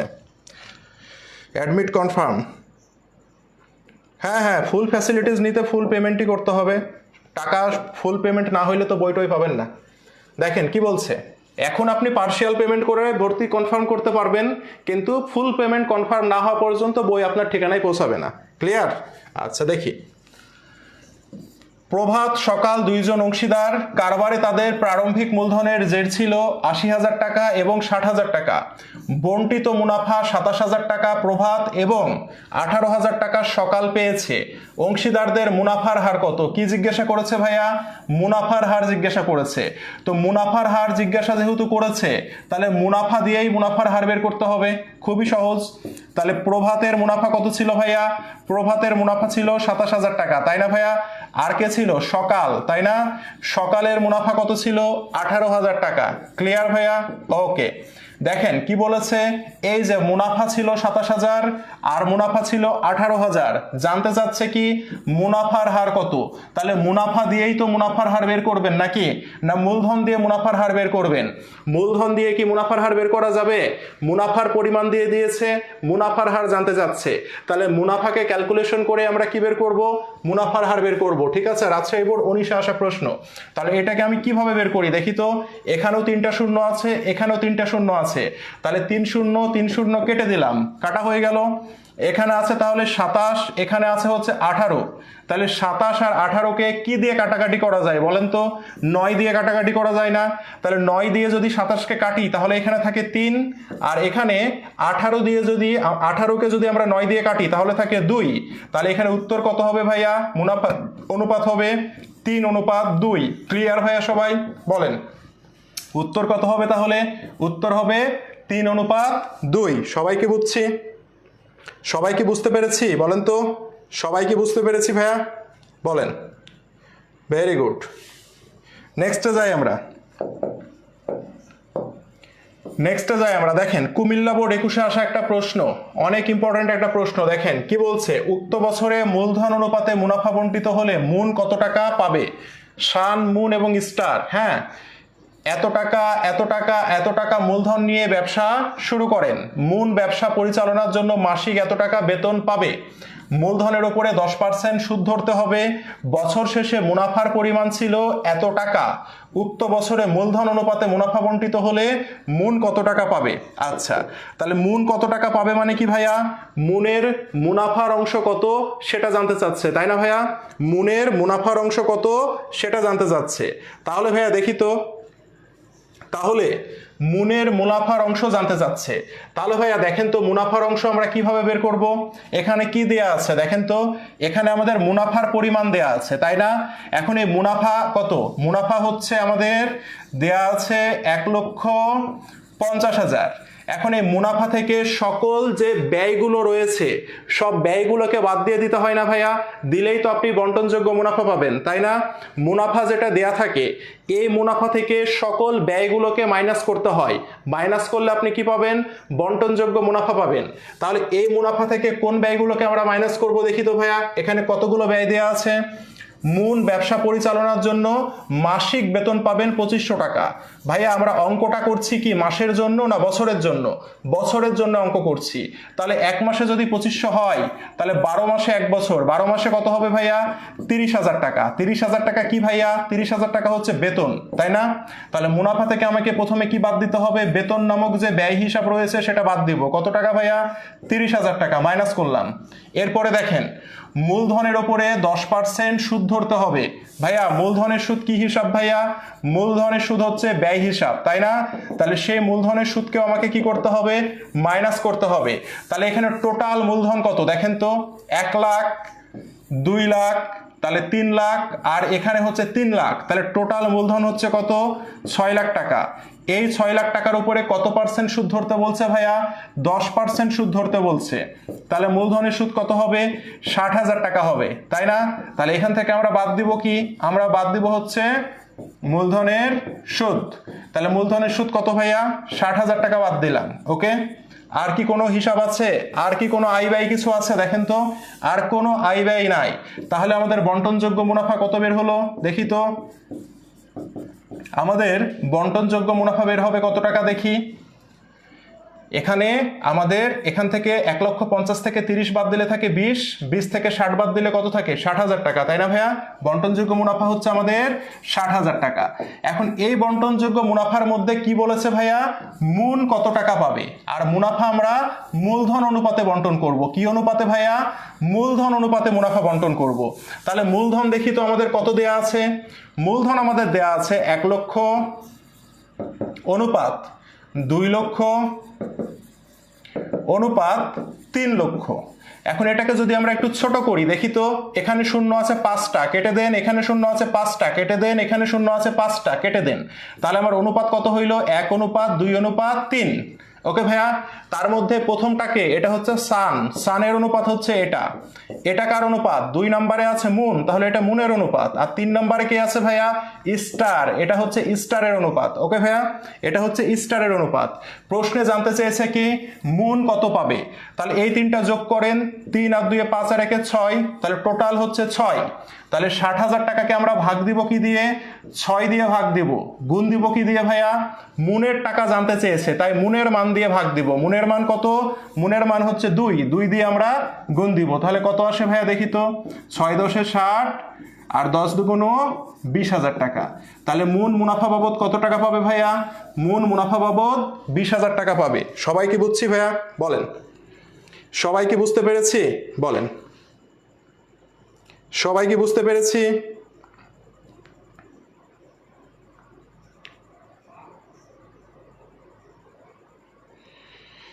সবাই কি বুঝতে পেরেছি, বলেন।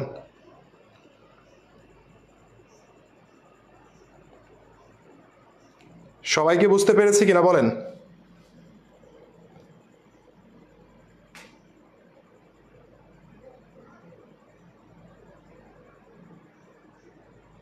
ওকে, তাহলে আমার মনে হয় সবাই এটা বুঝতে পেরেছি, তাই না? তাহলে এটা সুন্দর মতো ভাইয়া বুঝতে হবে। মুনাফা যে দেওয়া আছে, মুনাফা থেকে যে ব্যয়গুলো আছে এখানে সব ব্যয়গুলোকে আমি বাদ দিয়ে দিব। তাহলে মুনাফা থেকে ব্যয়গুলো বাদ দিয়ে দিলে আমরা বন্টনযোগ্য মুনাফা পাবো।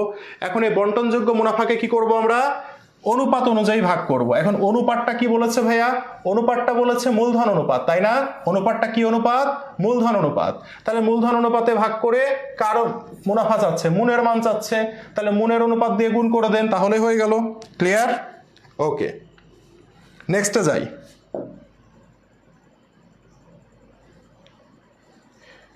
নেক্সটে যাই আমরা তাহলে, ঠিক আছে? দেখেন নেক্সটে যাই। নেক্সটে কি বলেছে দেখেন, লাভ ক্ষতি বন্টনের নতুন অনুপাত কত? ভাইয়া এটা হচ্ছে আপনাদের অ্যাডমিশন টেস্ট এবং এইচএসসি দুই জায়গাতেই আসবে, বুঝছেন? এটা অ্যাডমিশন টেস্টেও আসে এবং এইচএসসি তে তো এসেছে, দেখতেই পাচ্ছেন। ওকে, এটা খুব ভালো মতো বুঝবেন। ওকে, বেতনটা কিভাবে বাইর হয়েছিল? আরে ভাই, নর্মাল জিনিস কেন ফলো করেন না? সমস্যা হচ্ছে ক্লাসে মনোযোগী কেন হন না? আমরা এখানে কি বলছে, মাসিক বেতন 2500 টাকা, মাসিক বেতন 2500 টাকা। আপনি কি এক মাসের অঙ্ক করছেন না এক বছরের অঙ্ক করছেন? আপনি এক বছরের অঙ্ক করছেন, সেই জন্য এক মাসে যদি 2500 হয় তাহলে এক বছরের টাকা লাগবে না। 12 মাসে এক বছর না, তাহলে এক বছরে কত? 30,000 টাকা। এই যে এভাবে বের হয়েছিল। খুবই তো সিম্পল জিনিস ভাইয়া, এগুলো খুবই সিম্পল জিনিস না? বেতন মুনের মুনাফার সাথে যোগ হবে না ভাই? এখানে বলেছিল মুনাফা কত টাকা পাবে, এখানে মুন কত টাকা পাবে সেটা বলেনি। এটা দেখেন, উক্ত বছরে মূলধন অনুপাতে মুনাফা বন্টিত হয়, মুনাফা বন্টিত হলে মুন কত টাকা পাবে, মুনাফা বন্টিত হয়, মুনাফা জানতে চাচ্ছে। তো মুনাফা জানতে চাইলে আপনি আবার বেতন যোগ করবেন কেন? খুবই লজিক্যাল জিনিস না ভাইয়া? বলেন।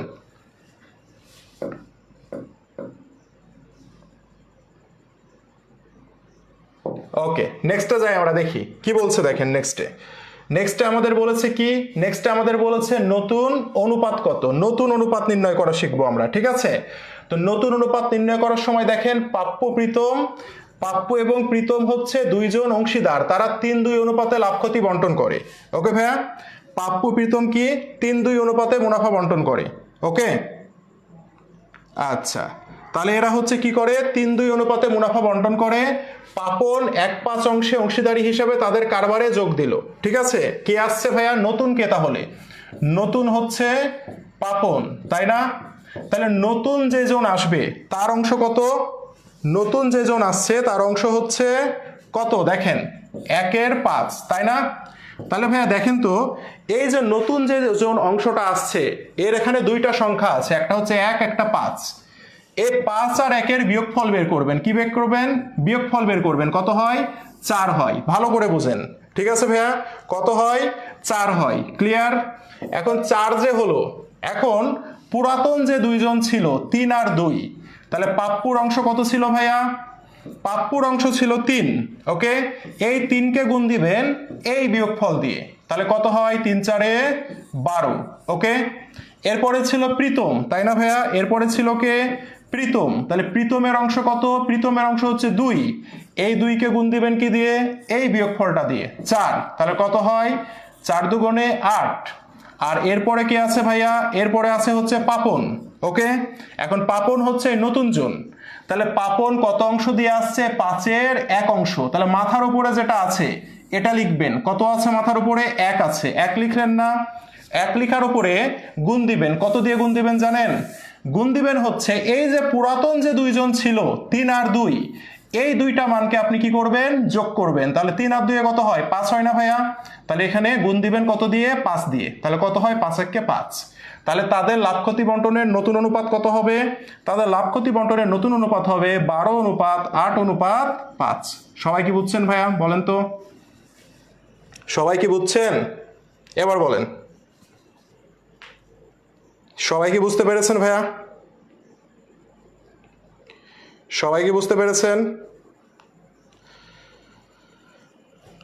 বলেন। খুবই সহজ, যে নতুন আসবে, নতুন কে আসছে?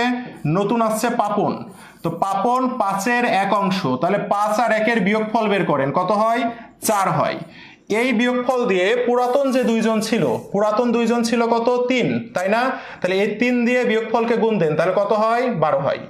তারপরে ছিল যার অংশ, তার অংশ হচ্ছে 2, তো এই 2 দিয়ে এই বিয়োগফলকে গুণ দেন, কত হয়? 8 হয়। এরপরে নতুন কে আসলো? পাপন আসলো। তো পাপনের মাথার উপরে যেটা আছে, মাথার উপরে কোনটা আছে? 1 অংশ আছে, তাই না? এই 1 অংশকে আপনি গুণ দিবেন কি দিয়ে?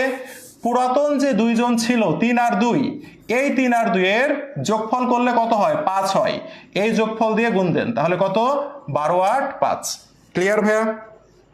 ক্লিয়ার? সবাই বুঝতে পেরেছেন? ওকে,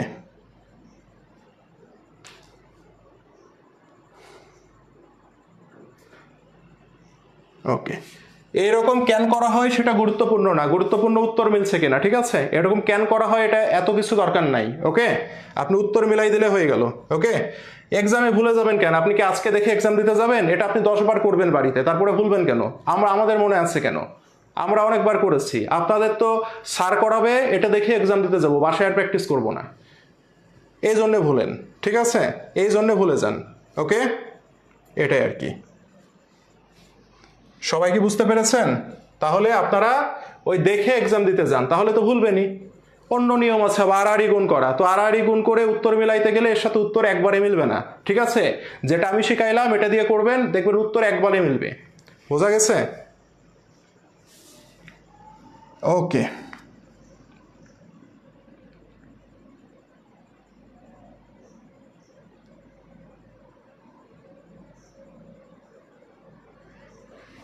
না বোঝার কিছু নাই, আমি আরেকবার বলি। দেখেন এখানে পাপন যে নতুন জন আসছে, নতুন জন আসছে না, এখানে কি এটা ভগ্নাংশ না?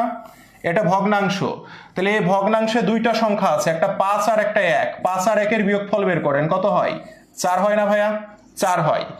এই যে 4 হলো বিয়োগফল, স্টেপ বাই মনে রাখবেন। নতুন যে জন আসবে তার কি করবেন? তার হচ্ছে বিয়োগফল বের করবেন। করলেন বিয়োগফল, বিয়োগফল বের করে দেখেন পাপ্পু আর প্রীতমের কিন্তু একটা অংশীদারির ভাগ ছিল, তাই না? 3 2। তাহলে এখন পাপ্পুর নতুন ভাগ কত হবে? নতুন ভাগ হবে, তার আগে ছিল হচ্ছে 3 ভাগ। এই আগের 3 ভাগের সাথে এবার কি করবেন ভাইয়া? গুণ করবেন। কি গুণ করবেন? বিয়োগফলকে গুণ করবেন। তাহলে করেন, 3 4 কত? 12। ওকে, এরপরে দেখেন কে আছে? প্রীতম আছে। ভাইয়া প্রীতমের অংশ কত? প্রীতমের অংশ হচ্ছে 2।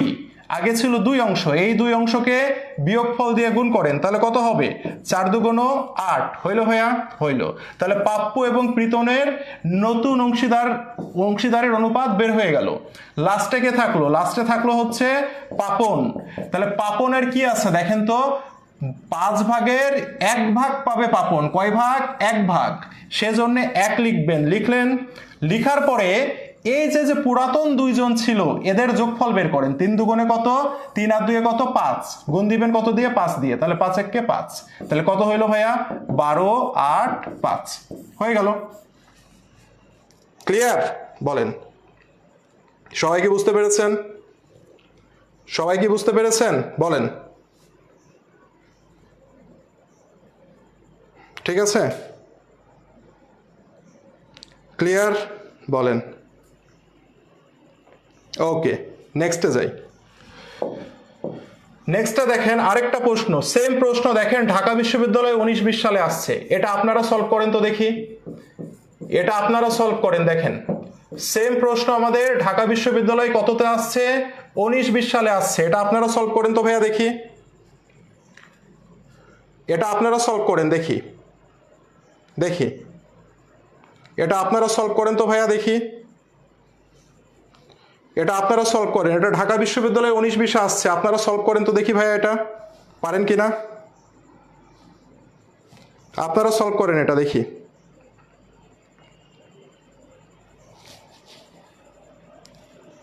সবাই সলভ করেন ভাই, এটা এই প্রশ্নটা সলভ করেন দেখি পারেন কিনা। এই প্রশ্নটা সলভ করেন দেখি পারেন কিনা। এক একজনের এক এক উত্তর আসছে কেন? এক একজনের এক এক উত্তর আসছে কেন ভাইয়া? দেখেন খুব সহজে সলভ করব। নতুন যে জন আসছে, তৃতীয় জন, 1 আর 5 কি করবেন? বিয়োগ করবেন। কত হয়? 4 হয়। এখন পুরাতন যে দুইজন ছিল, একজনের মান ছিল 2, এই 2 কে 4 দিয়ে গুণ করবেন, তাহলে কত হয়? 4 2 8। ওকে ভাইয়া? আরেকজনের মান ছিল 1, এই 1 কে গুণ করবেন কত দিয়ে? 4 দিয়ে, তাহলে কত? 4 1 কে 4। হয়ে গেল, পুরাতন দুইজনের হয়ে গেল। তৃতীয় জনের কত অংশ দিচ্ছেন? 5 এর 1 অংশ। তাহলে এখানে 1 লিখবেন, লিখে গুণ করবেন। কি গুণ করবেন ভাইয়া? পুরাতন দুইজনের যোগফল। তাহলে কত? 2 আর 1 এ 3। তাহলে এখানে গুণ দিবেন কত দিয়ে? 3 দিয়ে। তাহলে কত হইল ভাইয়া? 8 4 3। উত্তর হবে কত? 843। ক্লিয়ার ভাইয়া? সবাই ক্লিয়ার? বলেন 843। সবাই বুঝতে পেরেছেন ভাইয়া? 843 যাদের হয়েছে তাদের হয়েছে, ভেরি গুড, থ্যাংক ইউ। তাহলে এটা কত হবে? 843। বোঝা যাচ্ছে ভাইয়া সবাই? সবাই কি বুঝতে পেরেছেন? তাহলে কত হবে এটা? 843 হবে। ওকে, আজকে খুব নেটের প্রবলেম করে মাথাটা খারাপ হয়ে গেছে। হ্যাঁ, নেটের প্রবলেম করে মেজাজটাই খারাপ হয়ে গেছে, বুঝতে পেরেছেন? ওকে, তাহলে এইভাবে এটা কিন্তু আপনারা সলভ করলেন। কিসের প্রশ্ন দেখেন তো? ঢাবির প্রশ্ন সলভ করলেন, দেখছেন? আপনারা ঢাবির প্রশ্ন কিন্তু সলভ করে ফেললেন। ক্লিয়ার? তাহলে বুঝতে পেরেছেন কঠিন কিন্তু কিচ্ছু না। কঠিন জিনিস আসবে, কিন্তু ধৈর্য ধরে সলভ করতে হবে। এই প্রশ্ন কঠিন লাগতে পারে অনেকের কাছে, কিন্তু একটু বুঝে নেন, বাসায় আপনি 10 বার সলভ করেন, তারপর দেখেন আপনার মাথা থেকে যায় কি যায় না। যদি এতই কঠিন হইতো তাহলে কেউ শিখতে পারতো না, এই প্রশ্নের উত্তরই কেউ করতে পারতো না। তো চেষ্টা করতে হবে ভাই, আগেই একবার দেখে ভাইয়া বুঝছি না শেষ হয়ে গেলেন, অস্থির হয়ে গেলেন, না, এত সহজ না তো। একবার দেখে যদি সবাই পারতো তাহলে তো ভাইয়া সবাই ঢাকা বিশ্ববিদ্যালয়ে পড়তো, সবাই তো গোল্ডেন জিপিএ 5 পাইতো না ভাইয়া? তো ধৈর্য ধরতে হবে। ক্লিয়ার ভাইয়া? বোঝা গেছে? ধৈর্য ধরতে হবে, ধৈর্য না ধরলে হবে না, ঠিক আছে? এই হচ্ছে বিষয়, খালি ভুলে যান পরীক্ষার মধ্যে, ঠিক আছে? ভগ্নাংশ থেকে অনুপাত নির্ণয় বোঝান স্যার, ভাই ভগ্নাংশ থেকে অনুপাত নির্ণয় বই দেখে বুঝে নিন, ঠিক আছে? যেটা বোঝাচ্ছি সেটা বোঝেন। এক কমেন্ট খালি বারবার করে যাচ্ছেন, ভগ্নাংশ থেকে অনুপাত নির্ণয়ের কয়টা ম্যাথ আসে পরীক্ষায় ভাই? ভগ্নাংশ থেকে অনুপাত ওই ক্লাস 5-এর বই দেখে শিখে নিন, ঠিক আছে? এক কমেন্ট বারবার করে যাচ্ছেন। ভগ্নাংশ থেকে অনুপাত কি হয়েছে? ভগ্নাংশ থেকে অনুপাত কই আসে পরীক্ষায়? আসে মুনাফা যে বের করলাম, ভগ্নাংশ থেকে অনুপাত বের করা আসে? লসাগু গসাগু পারেন না? লসাগু করবেন, লসাগু করে গুণ লাগাবেন, দেখবেন ভগ্নাংশ থেকে অনুপাত হয়ে যাবে। তো এটা আবার কি আছে এত প্যারা ভাই? খালি ভগ্নাংশ থেকে অনুপাত বোঝান। যে জিনিস বুঝাচ্ছি, যে জিনিস ঢাকা ইউনিভার্সিটিতে আসছে, যে জিনিস বোর্ড প্রশ্নে আসছে সেটা বুঝাচ্ছি, ওটা ফেলে ভগ্নাংশ থেকে অনুপাত নিয়ে পড়ে আছে। এই জন্যই তো চান্স পান না আপনারা, এই জন্যই তো A+ পান না আপনারা, বুঝছেন? এই জন্যই পান না, এই গাধামো বুদ্ধির জন্য পারেন না, বুঝতে পেরেছেন? নেক্সটে যাই, দেখেন কি বলছে। সেম প্রশ্ন, দেখেন সেম প্রশ্ন, মাঝে মাঝে একটু বকা দিব, ঠিক আছে? বকাগুলো ভালোর জন্যই দিব। ক্লিয়ার? এই বকা শুনে যদি একটু বুদ্ধির উদয় হয় তাহলে মনে করবেন আপনি ভালো। এই যারা বকা খায় এসব ছেলে মেয়ে ভালো করে। ওকে, এই যে আমার লাস্ট ব্যাচে অনেক ছেলে মেয়ে অনেক বকা খেয়েছে এরকম আপনাদের মতো উল্টাপাল্টা স্বভাবের জন্য। এই বকা খেয়ে যারা লেগেছিল ওরাই ভালো করেছে। একটা ছেলে 29তম হয়েছে, আর একটা ছেলে হচ্ছে 38তম হয়েছে আরেকজন। তো এইরকম যারা বকা খেয়ে, আরেকটা ছেলের অবস্থা খুব খারাপ ছিল, শোচনীয়, চান্সই পাবে না, ও একটা ভালো পজিশন হয়ে চান্স পেয়েছে। তো বকা খাইতে হবে, ঠিক আছে? বকা না খাইলে হবে না। নেক্সটে যাই, দেখি কি বলছে। দেখেন, এর আগের প্রশ্নে কিন্তু অনুপাত দেয়া ছিল, তাই না? সরি, ভগ্নাংশ দেয়া ছিল, 1/4 অংশ, 1/5 অংশ, এমন দেয়া ছিল না? এর আগের প্রশ্নে কিন্তু এমন দেয়া ছিল। ওকে, আর এই প্রশ্নটাতে কি বলছে দেখেন তো। আর এখানে কি বলছে? হ্যাঁ, এখানে কি বলছে দেখি। ও হ্যাঁ, সবাই যেটা করবেন কমেন্ট অফ করবেন, কমেন্ট অফ করে ক্লাস করবেন, ঠিক আছে? কমেন্টে এত মনোযোগ দিতে হবে না। ওকে, আচ্ছা দেখেন, এই প্রশ্নে কিন্তু ভগ্নাংশ দেয়া নাই, ভগ্নাংশ দেয়া আছে? ভগ্নাংশ না দিয়ে কি দিয়েছে? পার্সেন্ট দিয়েছে। তাহলে ভাইয়া ভগ্নাংশ না দিয়ে যদি পার্সেন্ট দেয়া থাকে তাহলে আমরা এই অনুপাত কিভাবে বের করব? বোঝা গেছে ভাইয়া? ভগ্নাংশ না দিয়ে কি হয়েছে, যদি পার্সেন্টেজ দেয় তাহলে কিভাবে বের করব সেটা দেখি আমরা এখন, ঠিক আছে? দেখেন কি দেয়া আছে, পার্সেন্ট। কত পার্সেন্ট? 10%। এই 10%কে ভগ্নাংশ বানাবো, ঠিক আছে? ওপরে লিখবেন 10 আর পার্সেন্টের জন্য নিচে লিখবেন 100। এন্ড কাটাকাটি করেন, 10 দিয়ে যদি কাটেন তাহলে কত হবে? ওপরে থাকবে 1 আর নিচে থাকবে 10, দ্যাট মিনস 1/10। আগের মতো হয়েছে? ভগ্নাংশ কি হইলো ভাইয়া বলেন? পার্সেন্টেজ যদি দেয়া থাকে তাকে আমরা কি বানাবো? ভগ্নাংশ বানাবো। ক্লিয়ার ভাইয়া? পার্সেন্টেজ দেয়া থাকলে তাকে আমরা কি বানাবো? ভগ্নাংশ বানাবো। ভগ্নাংশ বানাইছি ভাইয়া? হ্যাঁ, কমেন্ট অফ করেই ক্লাস করতে হবে, ঠিক আছে? কমেন্ট অফ করেই ক্লাস করতে হবে, না হলে হবে না, ঠিক আছে? তাহলে আমাদের যে ভগ্নাংশ সেটা ভগ্নাংশ, এটা করলে কত হইলো? 1/10 হইলো। এবার সবাই সমাধান করেন তো দেখি, এবার সবাই সমাধান করেন দেখি, এবার একটু সবাই সমাধান করেন তো দেখি কত আসে। 18 9 3, তাই না? দেখি তাহলে এই দুইটার বিয়োগফল কত হবে? 9 হবে, ঠিক আছে? এখন 2 দিয়ে 9কে গুণ করব, তাহলে 9 দিয়ে গুণে 18, 1 আছে, 1 দিয়ে 9কে গুণ করব, 9 × 9 হয়ে গেল। এখন এই যে কত 10 ভাগের 1 অংশ পাবে, তাহলে 1 গুণন পুরাতন দুইটার কি করব, যোগ করব, তাহলে কত হবে 3 হবে, তাহলে কত 3, কত হইল 18, 9, 3। এটাকে কি ছোট করা যায়? দেখেন 3টাকে 3 দিয়ে ভাগ করা যায়, একে 3 দিয়ে ভাগ করলে হয় 6, একে 3 দিয়ে ভাগ করলে হয় 3, একে 3 দিয়ে ভাগ করলে হয় 1, তাহলে উত্তর হবে 6, 3, 1। বা এটা যদি অপশনে থাকে এটাই উত্তর, আর এটা যদি অপশনে না থাকে তাহলে আমরা একে ছোট করে যেটা হবে সেটাই হবে উত্তর। ক্লিয়ার ভাইয়া সবাই? বলেন সবাই বুঝছেন? এই যে সবাই পারছেন এখন, দেখছেন প্রথমে অনেক কঠিন লাগলো না? তো প্রথমে কঠিন দেখে যদি আমরা হাই হতাশা শুরু করে দিই তাহলে কি হবে ভাইয়া? এখন কি অনেক সহজ লাগছে না ভাইয়া? এখন অনেক সহজ লাগছে, ঠিক আছে? এটা তো কাটাকাটি যায়, কাটাকাটি কি করব? অবশ্যই অপশনে যদি এটাই দেখেন তাহলে এটাই উত্তর, আর অপশনে যদি এটা না দেখেন তখন কাটাকাটি করে এটা উত্তর বের করতে হবে। বুঝতে পেরেছেন? এই হচ্ছে কাজ। তো সেই জন্য ভাই একটু ধৈর্য ধরবেন, ঠিক আছে? আমি তো আর জাদু জানি না, তাই না? কিছু জিনিস একটু ধৈর্য ধরতে হবে, ধৈর্য ধরলে ইনশাল্লাহ ইজিলি শিখে যাবেন। আপনাকে শেখানোর দায়িত্ব আমার, কিন্তু ভাইয়া একটাই জিনিস চাবো আপনার কাছ থেকে, একটা জিনিসই চাবো, সেটা হচ্ছে কি জানেন? আমার একটা বাণী আছে, সে বাণীটা কি জানেন? বাণীটা হচ্ছে ধৈর্য ও পরিশ্রম, বুঝছেন? ধৈর্য ও পরিশ্রম সাফল্যের পূর্ব শর্ত, মনে রাখবেন, ঠিক আছে? ধৈর্য এবং পরিশ্রম হচ্ছে সাফল্যের পূর্ব শর্ত, ঠিক আছে? এটা আমি বিশ্বাস করি। ক্লিয়ার ভাইয়া? এই জিনিসটা একটু মনে রাখবেন, ধৈর্য এবং পরিশ্রম সাফল্যের পূর্ব শর্ত। অর্থাৎ আপনি যদি সাফল্য লাভ করতে চান আপনাকে অনেক ধৈর্যশীল হইতে হবে, ধৈর্য ধরে প্রচুর পরিমাণে লেগে থেকে পরিশ্রম করেই যেতে হবে, কন্টিনিউয়াসলি পরিশ্রম করতে হবে, পরিশ্রম করতে হবে। তাহলে ধৈর্য এবং পরিশ্রম কি ভাইয়া? সাফল্যের পূর্ব শর্ত, এটা মানবেন, ঠিক আছে? আরেকজন বলেছে 20% থাকলে কি হবে, ঠিক আছে? স্যার আপনার এই টপিকের প্রিভিয়াস ক্লাস খুঁজতে 1 ঘন্টা 30 লাগছে আমার। ভাই প্রিভিয়াস ক্লাস খুঁজতে তো 1 ঘন্টা 30 লাগলে এত টাইম নষ্ট করার তো দরকার নেই, অ্যাকাউন্টিং ক্লাব পেজে নক দিবেন তাহলে হয়ে যাবে। একজন বলেছে 20% থাকলে কি হবে? ভাইয়া 100% থাক, সমস্যা নাই, 20 লিখবেন, পার্সেন্টের জন্য 100 লিখবেন, কাটাকাটি করেন কি হয়, এখানে 1 এখানে 5, তাহলে কত হইলো? 1/5 হইলো। ক্লিয়ার ভাইয়া?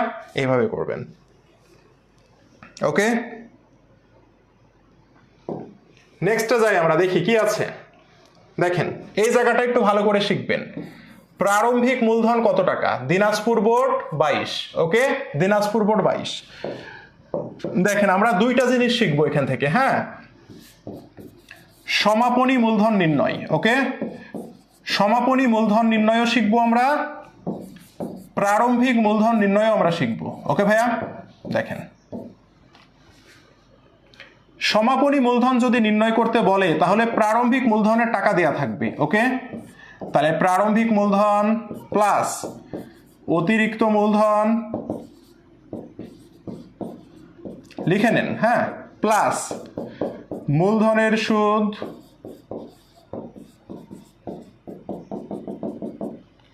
প্লাস বেতন প্লাস মুনাফার অংশ, ঠিক আছে? এগুলো যদি আমরা দিই, এগুলো থেকে আমরা মাইনাস করব দুইটা জিনিসকে, একটা হচ্ছে উত্তোলন আর আরেকটা জিনিস হচ্ছে উত্তোলনের সুদ, ওকে ভাইয়া?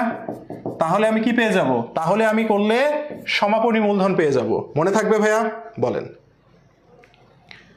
হ্যাঁ বুঝতে পেরেছেন ভাইয়া? তাহলে আমাকে যদি বলে সমাপনী মূলধন নির্ণয় করো, হ্যাঁ এটাও কিন্তু পরীক্ষায় আসে, তাহলে সমাপনী মূলধন নির্ণয় করতে হলে আমি কি করব ভাইয়া? হ্যাঁ স্ক্রিনশট দেন বা নোট করে নেন। সমাপনী মূলধন নির্ণয় করতে বললে আমরা প্রারম্ভিক মূলধনের সাথে অতিরিক্ত মূলধন যোগ করব, মূলধনের সুদকে যোগ করব, বেতন যোগ করব, মুনাফার অংশ যোগ করব, আর মাইনাস করব কি ভাইয়া? উত্তোলন এবং উত্তোলনের সুদকে মাইনাস করব, ওকে ভাইয়া? তাহলে আমি কি পাবো? সমাপনী মূলধন পাবো, ওকে?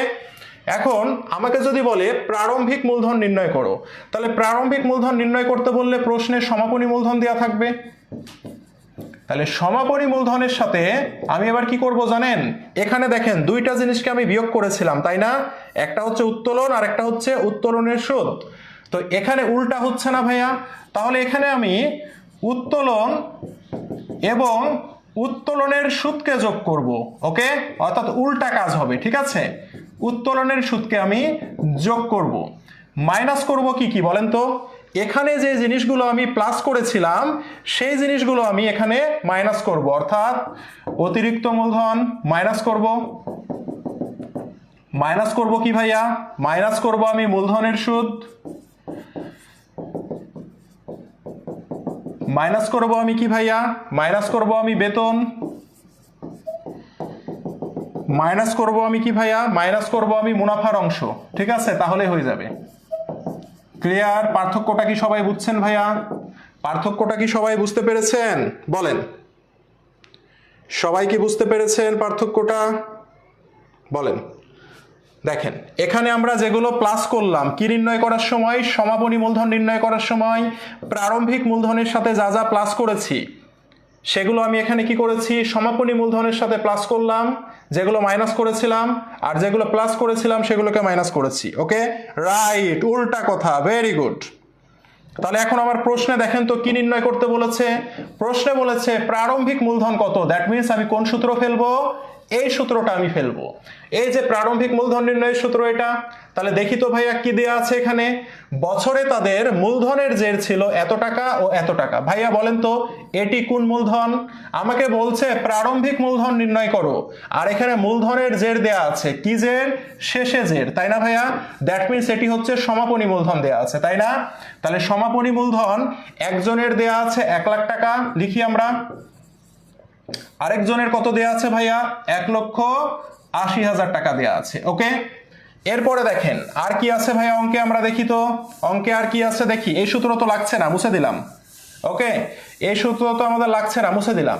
আর কি আছে দেখি তো, এখানে বলেছে আমাদের, এখানে আমাদের যেটা বলেছে সেটা হচ্ছে 2:1 অনুপাতে মুনাফা বন্টন করে, বছর শেষে তাদের মূলধনের যে এত, কারবারের নিট লাভ কত দাঁড়ায়, 24,000 টাকা দাঁড়ায়, তাই না।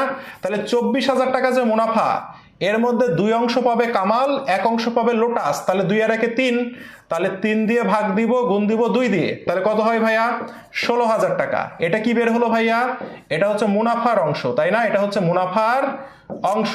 কার মুনাফার অংশ, এটা হচ্ছে কামালের মুনাফার অংশ। ওকে, লোটাসেরটা কত হবে ভাইয়া, টোটাল হচ্ছে 24,000, ভাগ দিব কত দিয়ে, 3 দিয়ে, গুণ দিব কত দিয়ে, 1 দিয়ে, তাহলে কত হয় ভাইয়া, 8,000 টাকা।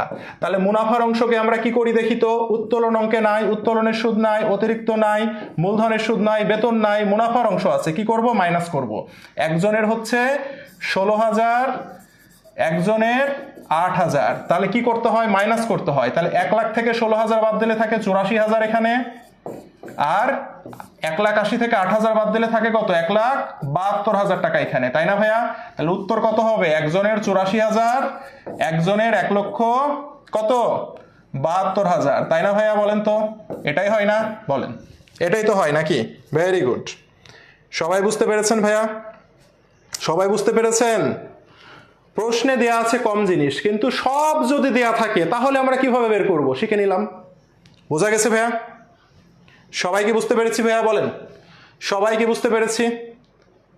মোহাম্মদ শাহিনুর হিমেল, আমি এই জিনিসগুলো খুব অপছন্দ করি বুঝছেন, পড়াচ্ছি একটা জিনিস প্রশ্ন করছেন আরেকটা, এইভাবে জীবনে কিচ্ছু শিখতে পারবেন না। শাহিনুর হিমেল বুঝছেন, 10 বছরে অনেক স্টুডেন্ট দেখেছি ভাইয়া বুঝছেন, এ করে কিছু শিখতে পারবেন না, এই জিনিসগুলো আমি খুব অপছন্দ করি।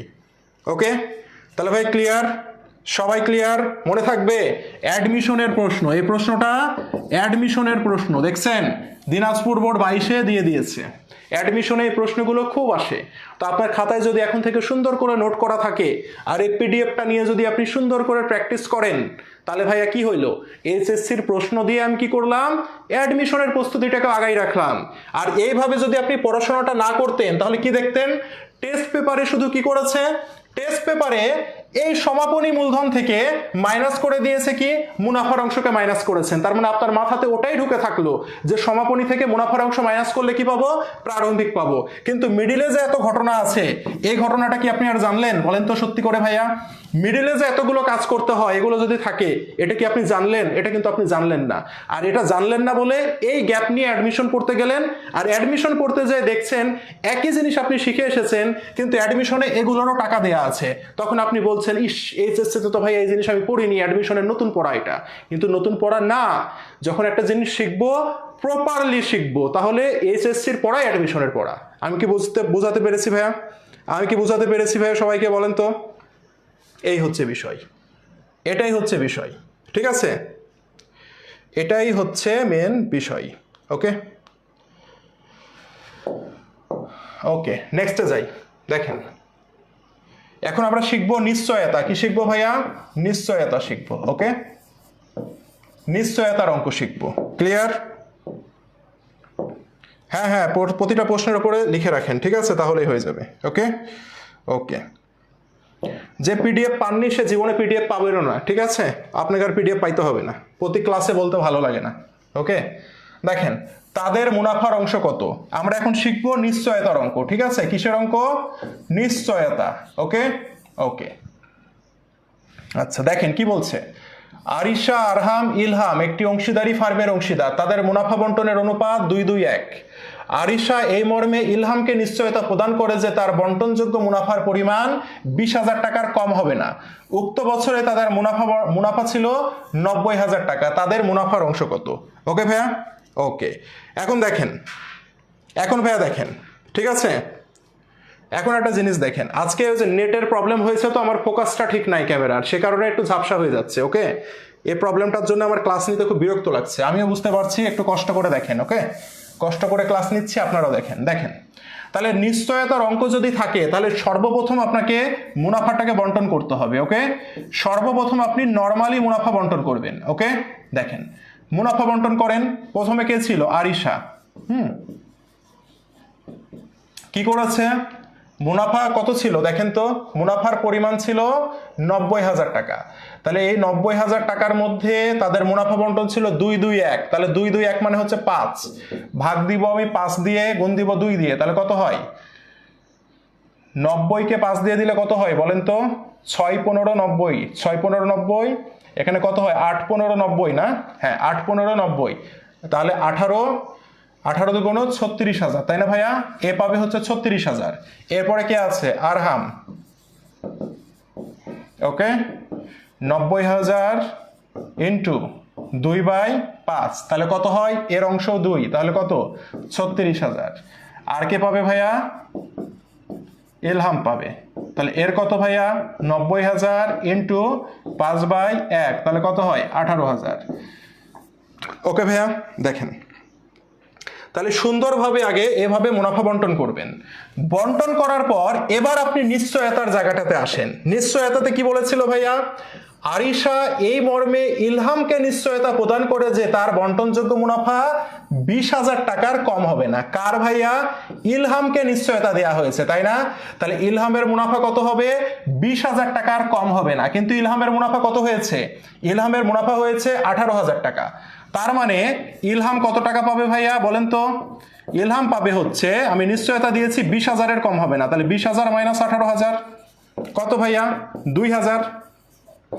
তাহলে ইলহামের কি করতে হবে এখন? 18-র সাথে 2,000 যোগ করে দিতে হবে, তাহলে ইলহামের কত হইল? 20,000 টাকা হইল। যেহেতু আমি বলেছিলাম কি, আমি বলেছিলাম তার মুনাফা কি হবে না? 20,000 টাকার কম হবে না, সেজন্য তাকে আমি 20,000 টাকা করে দিলাম।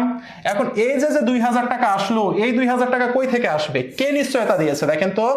আরিশা নিশ্চয়তা দিয়েছে। তার মানে এই 2,000 টাকা কই থেকে মাইনাস করব? আরিশার টাকা থেকে মাইনাস করব। তাহলে আরিশা এখন কত পাবে? আরিশা এখন 34,000 টাকা পাবে। তাহলে তাদের মুনাফার অংশ কত হবে? মুনাফার অংশ হচ্ছে আরিশার হবে 34,000, আরহামের তো 36,000, 36,000ই হবে, আর ইলহামের 20,000 টাকা হবে। সবাই কি বুঝছি ভাইয়া? বলেন, সবাই কি বুঝতে পেরেছি? বলেন। হ্যাঁ, আরিশা তার জায়গা থেকে 2,000 টাকা দিবে। কেন ভাইয়া? কারণ আরিশা নিশ্চয়তা প্রদান করেছিল, সেজন্য যতটুকু শর্ট পড়বে ওটা আরিশার টাকা থেকে কাটা যাবে, আর কাকে নিশ্চয়তা দিয়েছিল? ইলহামের টাকার সাথে সেটা কি হয়ে যাবে? যোগ হয়ে যাবে। এখন কথা হচ্ছে, আমি নিশ্চয়তা দিলাম 20,000, ইলহাম যদি এই 20,000 টাকার জায়গায় যদি 25,000 টাকা পেয়ে যেত তাহলে কি 5,000 টাকা কেটে নিতাম? উত্তর হচ্ছে না। যদি কম পাই তাহলে সেটাকে আমি পূরণ করে দিব, আর যদি সে কম না পাই তাহলে আমার কিচ্ছু করার দরকার নাই, ওটাই আমার উত্তর হিসাবে থেকে যাবে। সবাই কি বুঝছি ভাইয়া? বলেন, সবাই কি বুঝছি?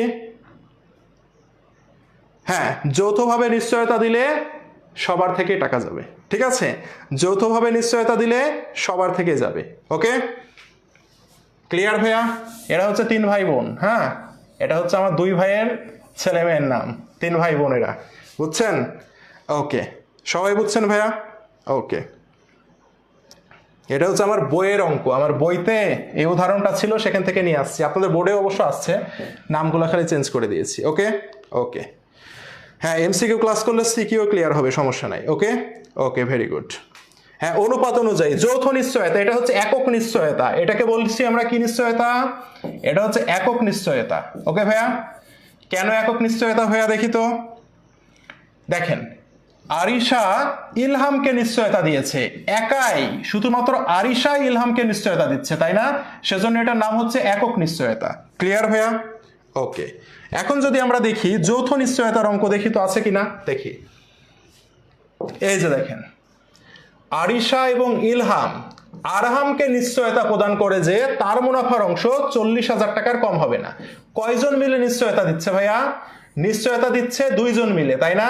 সেজন্য এটা হচ্ছে কিসের অঙ্ক? এটা হচ্ছে যৌথ নিশ্চয়তার অঙ্ক। ওকে, এটা হচ্ছে কিসের অঙ্ক? যৌথ নিশ্চয়তার অঙ্ক, ঠিক আছে? তাহলে এখন আমরা যৌথ নিশ্চয়তার অঙ্ক একটু সলভ করি, দেখি।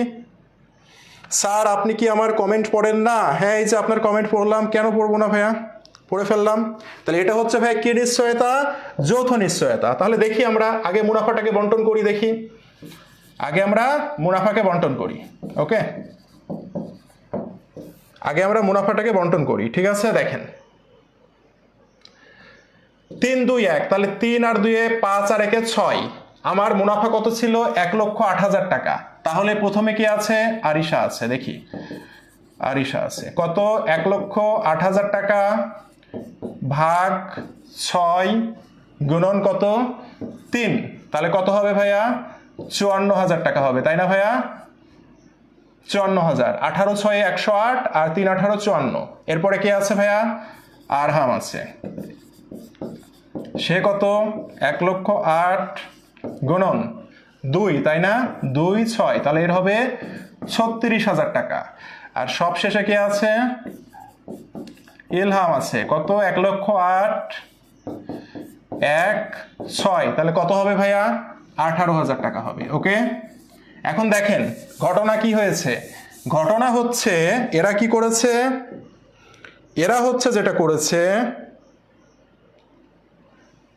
এখন যেটা হয়েছে সেটা হচ্ছে আরিশা এবং ইলহাম নিশ্চয়তা প্রদান করে যে তার মুনাফার অংশ কত হবে না? 40,000 টাকা হবে।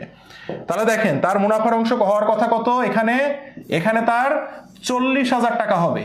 তাহলে শর্ট আছে কত? দেখেন তো, শর্ট আছে কত টাকা? শর্ট আছে হচ্ছে ভাইয়া 22,000 টাকা, তাই না? তাহলে এই যে 22,000 টাকা, এই 22,000 টাকা কে কে দিবে ভাইয়া? এই 22,000 টাকা হচ্ছে দিবে কে? আরিশা এবং ইলহাম। তাহলে আরিশা এবং ইলহামের অনুপাত কত দেখি তো। তাহলে তাদের অনুপাত অনুযায়ী দিবে। আরিশার হচ্ছে 3, ইলহামের হচ্ছে 2। তাহলে 22,000 টাকা 3-2 অনুপাতে তারা বন্টন করবে, ঠিক আছে ভাইয়া? 22,000 টাকা তারা কত অনুপাতে বন্টন করবে? 3-2 অনুপাতে বন্টন করবে। ক্লিয়ার ভাইয়া? তাহলে 22,000 টাকা যদি তারা 3-2 অনুপাতে বন্টন করে, তাহলে কিভাবে 3-2 অনুপাতে বন্টন করবে ভাইয়া? এই যে 3 আর 2 অনুপাতে, ঠিক আছে? যৌথভাবে নিশ্চয়তা প্রদান করে যে তাদের মুনাফার অংশ 40,000 টাকার কম হবে না, তাহলে 3 আর 2 এই অনুপাতে বন্টন করবে, ঠিক আছে? কেন?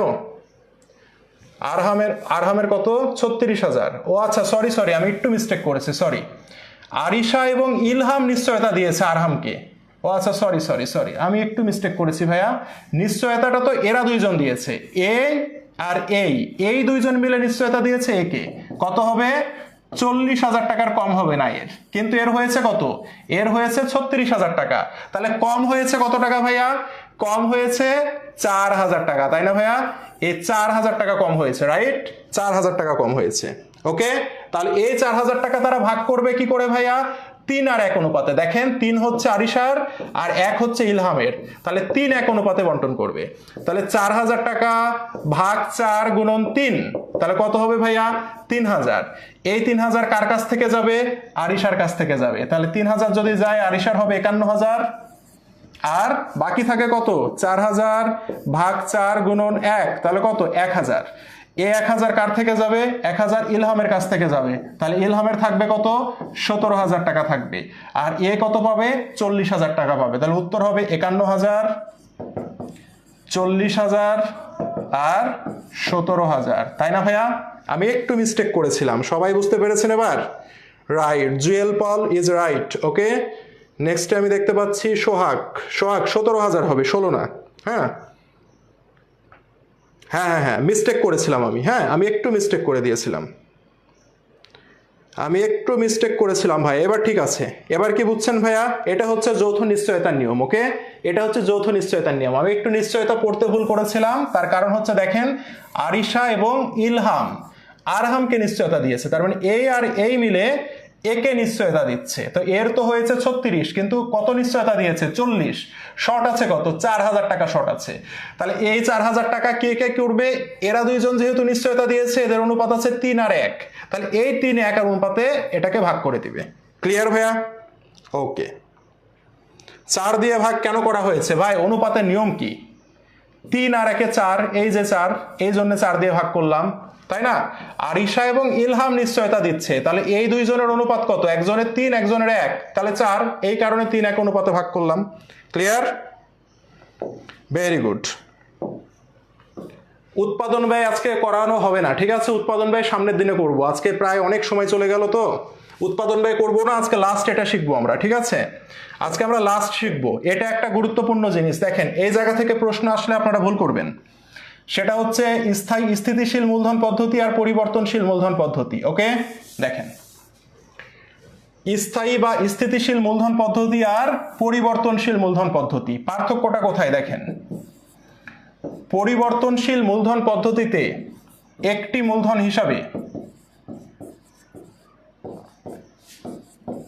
মূলধন হিসাবেই প্রারম্ভিক মূলধন,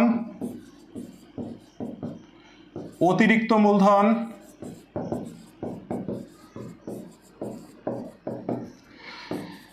মূলধনের সুদ,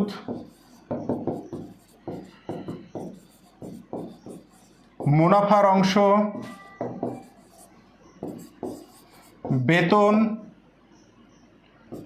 উত্তোলন, উত্তোলনের সুদ, সকল হিসাব আসে। বোঝা গেছে ভাইয়া? ক্লিয়ার ভাইয়া? তাহলে পরিবর্তনশীল মূলধন পদ্ধতিতে একটি মাত্র আমরা অংশীদারদের মূলধন হিসাব করব। ক্লিয়ার? একটি মাত্র অংশীদারদের মূলধন হিসাব করব। সেই একটি মাত্র হিসাবেই কি থাকবে? প্রারম্ভিক মূলধন থাকবে, অতিরিক্ত মূলধন থাকবে, মূলধনের সুদ থাকবে, মুনাফার অংশ থাকবে, বেতন থাকবে, উত্তোলন থাকবে এবং উত্তোলনের সুদ সহ সকল হিসাব আসবে। ক্লিয়ার ভাইয়া? ক্লিয়ার? আর আমরা যদি স্থিতিশীল মূলধন পদ্ধতি ফলো করি, স্থিতিশীল মূলধন পদ্ধতিতে আমাদেরকে মূলধন হিসাবে কি আসবে? মূলধন হিসাবে আমাদের কি আসবে ভাইয়া? মূলধন হিসাবে আমাদের শুধুমাত্র আসবে কি?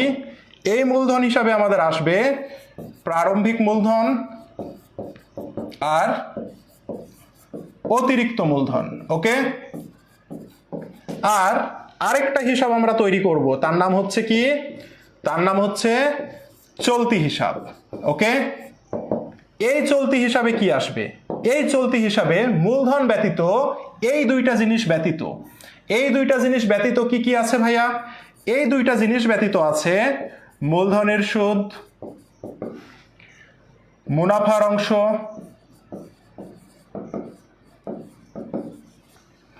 বেতন, উত্তোলন, উত্তোলনের সুদ। এই জিনিসগুলো কই আসবে ভাইয়া? চলতি হিসাবে আসবে। কনসেপ্ট কি সবাই বুঝছেন ভাইয়া? কনসেপ্ট কি সবাই বুঝতে পেরেছেন? বলেন। কনসেপ্ট কি সবাই বুঝতে পেরেছেন ভাইয়া? তাহলে বলেন আমাকে একটু বলেন তো কষ্ট করে ভাইয়া, আমাকে কষ্ট করে বলেন, চলতি হিসাব কখন তৈরি করা হয়? যখন আমি স্থিতিশীল মূলধন পদ্ধতিতে হিসাব রাখবো তখন আমাকে কি তৈরি করতে হবে? চলতি হিসাব তৈরি করতে হবে। চলতি হিসাবে কোন হিসাবগুলো আসে? মূলধনের সুদ, মুনাফার অংশ, বেতন, উত্তোলনের সুদ আসে। ওকে ভাইয়া? আচ্ছা, স্থিতিশীল মূলধন পদ্ধতিতে আমরা যদি হিসাব রাখি তাহলে মূলধন হিসাবে কোন কোন হিসাব আসবে? মূলধন হিসাবে শুধুমাত্র দুটি হিসাব আসবে, একটি হচ্ছে প্রারম্ভিক মূলধন আর একটা হচ্ছে অতিরিক্ত মূলধন। ক্লিয়ার ভাইয়া? আর হ্যাঁ, নেন স্ক্রিনশট নেন। শোনেন, স্ক্রিনশট নেবেন কিন্তু এটা সুন্দর করে খাতায় নোট করে রাখবেন, অ্যাডমিশন পর্যন্ত কাজে দিবে। ওকে? আর ভাইয়া, আপনি যদি পরিবর্তনশীল মূলধন পদ্ধতিতে হিসাব রাখেন তাহলে আপনাকে কোনো প্যারা নেওয়ার দরকার নাই। এই যে এই সকল হিসাবগুলো শুধুমাত্র একটি হিসাবের মধ্যে আসবে, সেই হিসাবটার নাম কি? অংশীদারদের মূলধন হিসাব। ক্লিয়ার ভাইয়া? ক্লিয়ার ভাইয়া?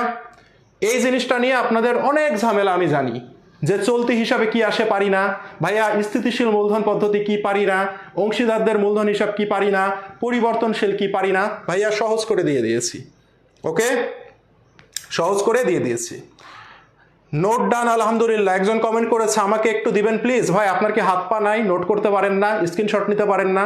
মানুষের উপরে এত নির্ভরশীল কেন ভাই? বলেন। হ্যাঁ, প্রতিদিনেরটা প্রতিদিন নোট করি। Very good. হ্যাঁ, ভেরি গুড। ওকে, নেক্সটে যাই আমরা। ঠিক আছে, এটা তাহলে ক্লিয়ার ভাইয়া সবাই?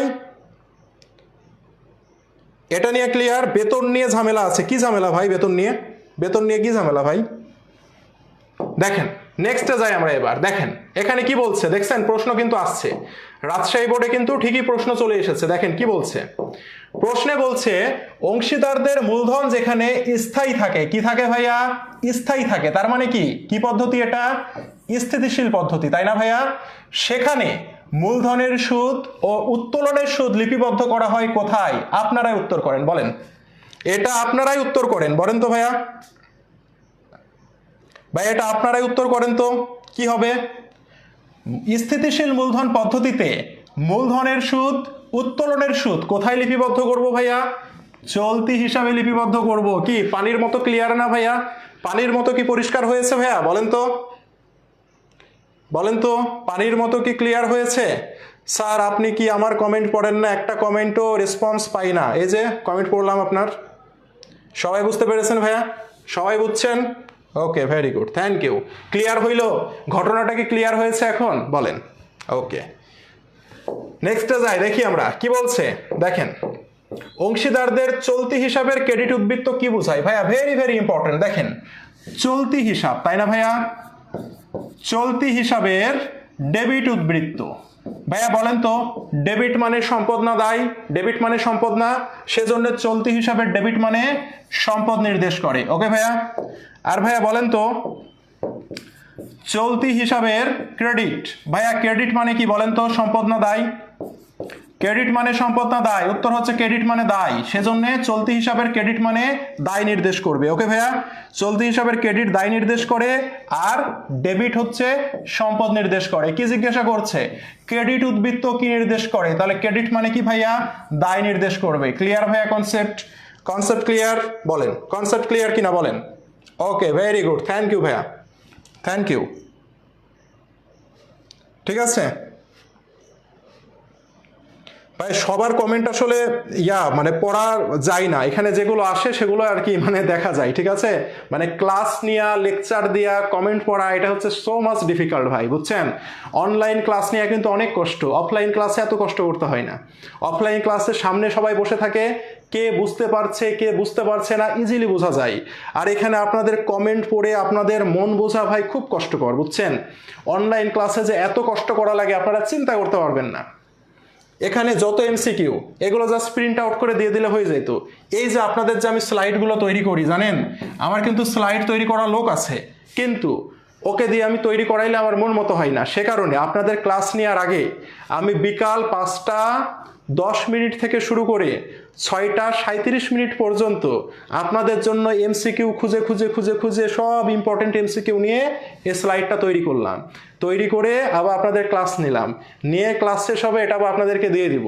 তো অনেক কষ্ট করি কিন্তু ভাইয়া, বুঝছেন, আপনাদের অনলাইন ক্লাস নিতে। ওকে, এবং দেখবেন যে কোনো কারো থেকে আমার ক্লাসের কোয়ালিটি ইনশাল্লাহ, কন্টেন্ট বলেন, ক্লাসের ডেলিভারি বলেন, আল্লাহর রহমতে আমার মনে হয় ভালো।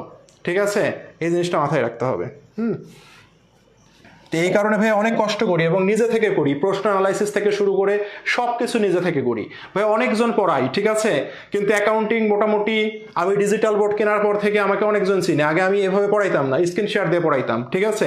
কারণ ডিজিটাল বোর্ডের এখন যুগ, ডিজিটাল বোর্ড কেনার পর থেকে সবাই মোটামুটি আমাকে চিনে এবং এই বছরে অ্যাডমিশনে অনেক ক্লাস দিয়েছি, অনেকে আমাকে চিনেছে আলহামদুলিল্লাহ। তো এর জন্য কি অনেকজনই কিন্তু পড়াচ্ছে, কিন্তু তার মধ্যে থেকে আমার ক্লাস পছন্দ করছে। তার কারণ কি ভাইয়া, আমি ক্লাস নেওয়ার আগে খুব সুন্দর করে প্রশ্ন অ্যানালাইসিস করি, খুব সুন্দর করে প্রশ্ন স্লাইডগুলোকে সাজাই, যাতে করে একটা ওয়ের মাধ্যমে সুন্দর করে একটা প্রশ্ন স্টেপ বাই স্টেপ পড়াই আপনার মাথার মধ্যে যাতে আমি ঢোকাইতে পারি, স্টুডেন্টরা যাতে সহজে নিতে পারে। তো আমি এই যে পড়ানোর আগে আমি কিন্তু অনেকটা হোমওয়ার্ক করে আসি, এই কারণে হচ্ছে স্টুডেন্টরা ভালো মতো নিতে পারে ক্লাসগুলো, বুঝতে পেরেছেন? এটাই হচ্ছে কাজ। আমি অনেক হোমওয়ার্ক করি, ব্যাকগ্রাউন্ডে অনেক কাজ করি, করে তারপরে এসে এখানে দাঁড়াই ক্লাস নিই, বুঝতে পেরেছেন? বলেন, নেক্সটে যাই। এরপরে দেখেন কি বলছে, এরপরে একটা প্রশ্ন করেছে, এই প্রশ্নে দেখেন এটাও কিন্তু বোর্ড প্রশ্ন, যশোর বোর্ড 21-এ কি বলেছে ভাইয়া দেখেন। যশোর বোর্ডে বলছে অংশীদারের চলতি হিসাবের মধ্যে অন্তর্ভুক্ত থাকে কি? ভাইয়া বলেন তো, চলতি হিসাবে মূলধনের সুদ অন্তর্ভুক্ত থাকে না? থাকে। মুনাফার অংশ অন্তর্ভুক্ত থাকে না? এটাও থাকে ভাইয়া। অতিরিক্ত মূলধন কি ভাইয়া চলতি হিসাবে থাকে? অতিরিক্ত মূলধন তো কই থাকে? অতিরিক্ত মূলধন থাকে মূলধন হিসাবে থাকে, তাই না ভাইয়া? সেজন্য এটা হবে না। উত্তর হবে কি ভাইয়া? উত্তর হবে 1 আর 2, তাই না ভাইয়া? উত্তর হবে 1 আর 2, ঠিক আছে, ভেরি গুড, উত্তর হবে 1 আর 2। নেক্সটে যাই আমরা, দেখি। ও আচ্ছা, অংশীদারি এখানেই শেষ হইল, ঠিক আছে, অংশীদারি ব্যবসা আমাদের এখানেই শেষ হইল। ওকে, অংশীদারি ব্যবসা আমাদের এখানেই শেষ হইল। খুব আস্তে সুস্তে আমি পড়াইলাম, শোনেন। অংশীদারি ব্যবসা থেকে যে জায়গা থেকে প্রশ্ন আসবে, এমসিকিউ প্রশ্ন এর বাইরে আসবে না। একটা প্রশ্ন আসবে, অংশীদারি আইন কত সালের, কোন অংশীদারের দায় কেমন, অর্থাৎ আপনি ম্যানেজমেন্টে যা পড়ে এসছেন সেখান থেকে একটা প্রশ্ন আসবে, অংশীদারি আইন কত সালের, জাস্ট থিওরি। ওকে, যারা ম্যানেজমেন্টের অংশীদারি চ্যাপ্টার পড়েছেন তারা ইজিলি পারবেন। আমি একটা ম্যানেজমেন্টের অংশীদারি চ্যাপ্টারের উপরে সুন্দর পিডিএফ দিয়ে দিয়েছি, ওই পিডিএফ পড়ে যাবেন, অ্যাডমিশন পর্যন্ত কাজ শেষ। ওকে, এখান থেকে একটা থিওরি আসবে। এরপরে দেখেন আপনার সুদ থেকে একটা ম্যাথ আসবে, ঠিক আছে, সুদ থেকে আপনাদের ম্যাথ আসবে, সেটা হতে পারে উত্তোলনের সুদ, সেটা হতে পারে ঋণের সুদ, হইল। এরপরে দেখেন আপনাদের মুনাফা বন্টন। ওকে, মুনাফা বন্টন বা অনুপাত নির্ণয়। ওকে ভাইয়া, এই জায়গা থেকে আরেকটা আপনাদের কি আসবে, ম্যাথ আসবে। এই 3টা প্রশ্ন আপনার কমন, এই 3টা আসবেই। এরপরে স্যার যদি মনে করে আমি 4 নম্বরে আরেকটা প্রশ্ন করব এখান থেকে, তাহলে যে কোনো একটা প্রশ্ন 4 নম্বরে দিয়ে দিতে পারে আমরা যা পড়লাম তার মধ্যে থেকে। বোঝা গেছে? এই 4 ধরনের প্রশ্নই সাধারণত এসে থাকে। ক্লিয়ার ভাইয়া? তাহলে অনুপাত থেকে আমাদের দেখবেন এই 4 ধরনের এমসিকিউ কিন্তু আসবে। সুদ থেকে একটা প্রশ্ন এমসিকিউ পাবেন। নরমাল, কোন অংশীদারের দায় কেমন, কোন অংশীদার ব্যবসা হতে সুদ পায়, কোন অংশীদার কোনো অর্থ বিনিয়োগ করে না, আছে না? এরপরে দেখেন সুদ সংক্রান্ত একটা প্রশ্ন, মুনাফা বন্টন আর অনুপাত নির্ণয়, এখান থেকে একটা প্রশ্ন। এর বাইরে আরেকটা প্রশ্ন আসতে পারে, চলতি হিসাব থেকে আসতে পারে, তারপরে আপনার নিশ্চয়তার অঙ্ক থেকে আসতে পারে, ঠিক আছে, এই ধরনের জায়গা থেকে আরেকটা প্রশ্ন চাইলে দিতে পারে। এইভাবে প্রশ্ন আসবে। ক্লিয়ার ভাইয়া? বেতন যদি ডেবিট হয় তাহলে কি হবে? আচ্ছা, আমি একটু ক্লিয়ার করে দিই ভাইয়া। হ্যাঁ, নাজমুল স্যারের ক্লাস আছে যদি একটু পরে। ও আচ্ছা, রাত 11টায় কিন্তু আমাদের আজকে ওরিয়েন্টেশন। হ্যাঁ, তো এখনো যারা ভর্তি হননি বা কালকের মধ্যে ভর্তিটা কমপ্লিট করে ফেলার ট্রাই করেন। হ্যাঁ, যেভাবে হোক পেজে নক দিয়ে করেন। এখন কয়েকজন প্রশ্ন করেছে ভাইয়া, দেখি। বেতন ডেবিট, তাই না? দেখেন, বেতন ডেবিট করার পর, বেতন চার্জ করার পর, ঠিক আছে, বেতন লিপিবদ্ধ করার পর, ঠিক আছে, এই কথাগুলো যদি বলে তাহলে কি হবে? বেতন কোথায় ডেবিট করি ভাইয়া? আবন্টনে ডেবিট করি। ডেবিট করা, চার্জ করা, লিপিবদ্ধ করা, এই কথাগুলো যদি বলা থাকে তাহলে লাভ লোকসান আবন্টনে আসবে না। ঠিক আছে, লাভ লোকসান আবন্টনে আসবে না। ক্লিয়ার ভাইয়া? শুধু বেতন না, যদি বলে মূলধনের সুদ ডেবিট করার পরে, মূলধনের সুদ লিপিবদ্ধ করার পরে, মূলধনের সুদ চার্জ করার পরে এত টাকা, তাহলে মূলধনের সুদও আসবে না। শুধু বেতন না, এটা যে কোনো হিসাব হইতে পারে। একবার কিন্তু বোর্ডে এসেছিল এটা। ওকে, এরপরে দেখেন সেটা হচ্ছে যদি বলে বেতন উত্তোলন করার পরে, ঠিক আছে, বেতন উত্তোলন করার পর, বেতন তুলে নেওয়ার পর, ঠিক আছে, ঠিক আছে, এই কথাগুলো যদি বলে তাহলে সেটা কোথায় আসবে না? মূলধন হিসাবে আসবে না। ঠিক আছে, মনে থাকবে ভাইয়া সবার? বলেন, সবার কি মনে থাকবে? বলেন, সবাই কি বুঝতে পেরেছেন ভাইয়া? বলেন। বিলম্বিত বিজ্ঞাপন কি অদৃশ্য সম্পদ ভাইয়া? বিলম্বিত বিজ্ঞাপন অদৃশ্য না, ভুয়া সম্পদ। হ্যাঁ, সবাই কি বুঝতে পেরেছেন? বেতনের বিষয়টা কি বুঝতে পেরেছেন? এটা শুধু বেতন না, এটা মূলধনের সুদ হইতে পারে, কমিশন হইতে পারে, যে কোনো হিসাব হইতে পারে। ক্লিয়ার ভাইয়া? বলেন। হ্যাঁ, বেতন সমন্বয় করার পর, এই যে লিপিবদ্ধ করা, সমন্বয় করা একই কথা। ওকে, সমন্বয় করা মানে হচ্ছে লিপিবদ্ধ করা, হিসাবভুক্ত করা। বোঝা গেছে ভাইয়া? বুঝতে পেরেছেন? ক্লিয়ার? সবাই ক্লিয়ার? সবাই কি ক্লিয়ার হতে পেরেছেন ভাইয়া? বলেন। Very good, thank you. তাহলে ভাইয়া আজকে আর আমি কথা না বাড়াই। হ্যাঁ, আজকে আর কথা না বাড়াই। এই যে দেখেন, আমরা এই যে উৎপাদন ব্যয়ের কিন্তু এখানে প্রশ্ন ছিল অনেকটা। হ্যাঁ, উৎপাদন ব্যয় আমরা আগামী দিন সলভ করব। আগামী দিন আমরা উৎপাদন এবং অনুপাত সলভ করব। ঠিক আছে, ওকে।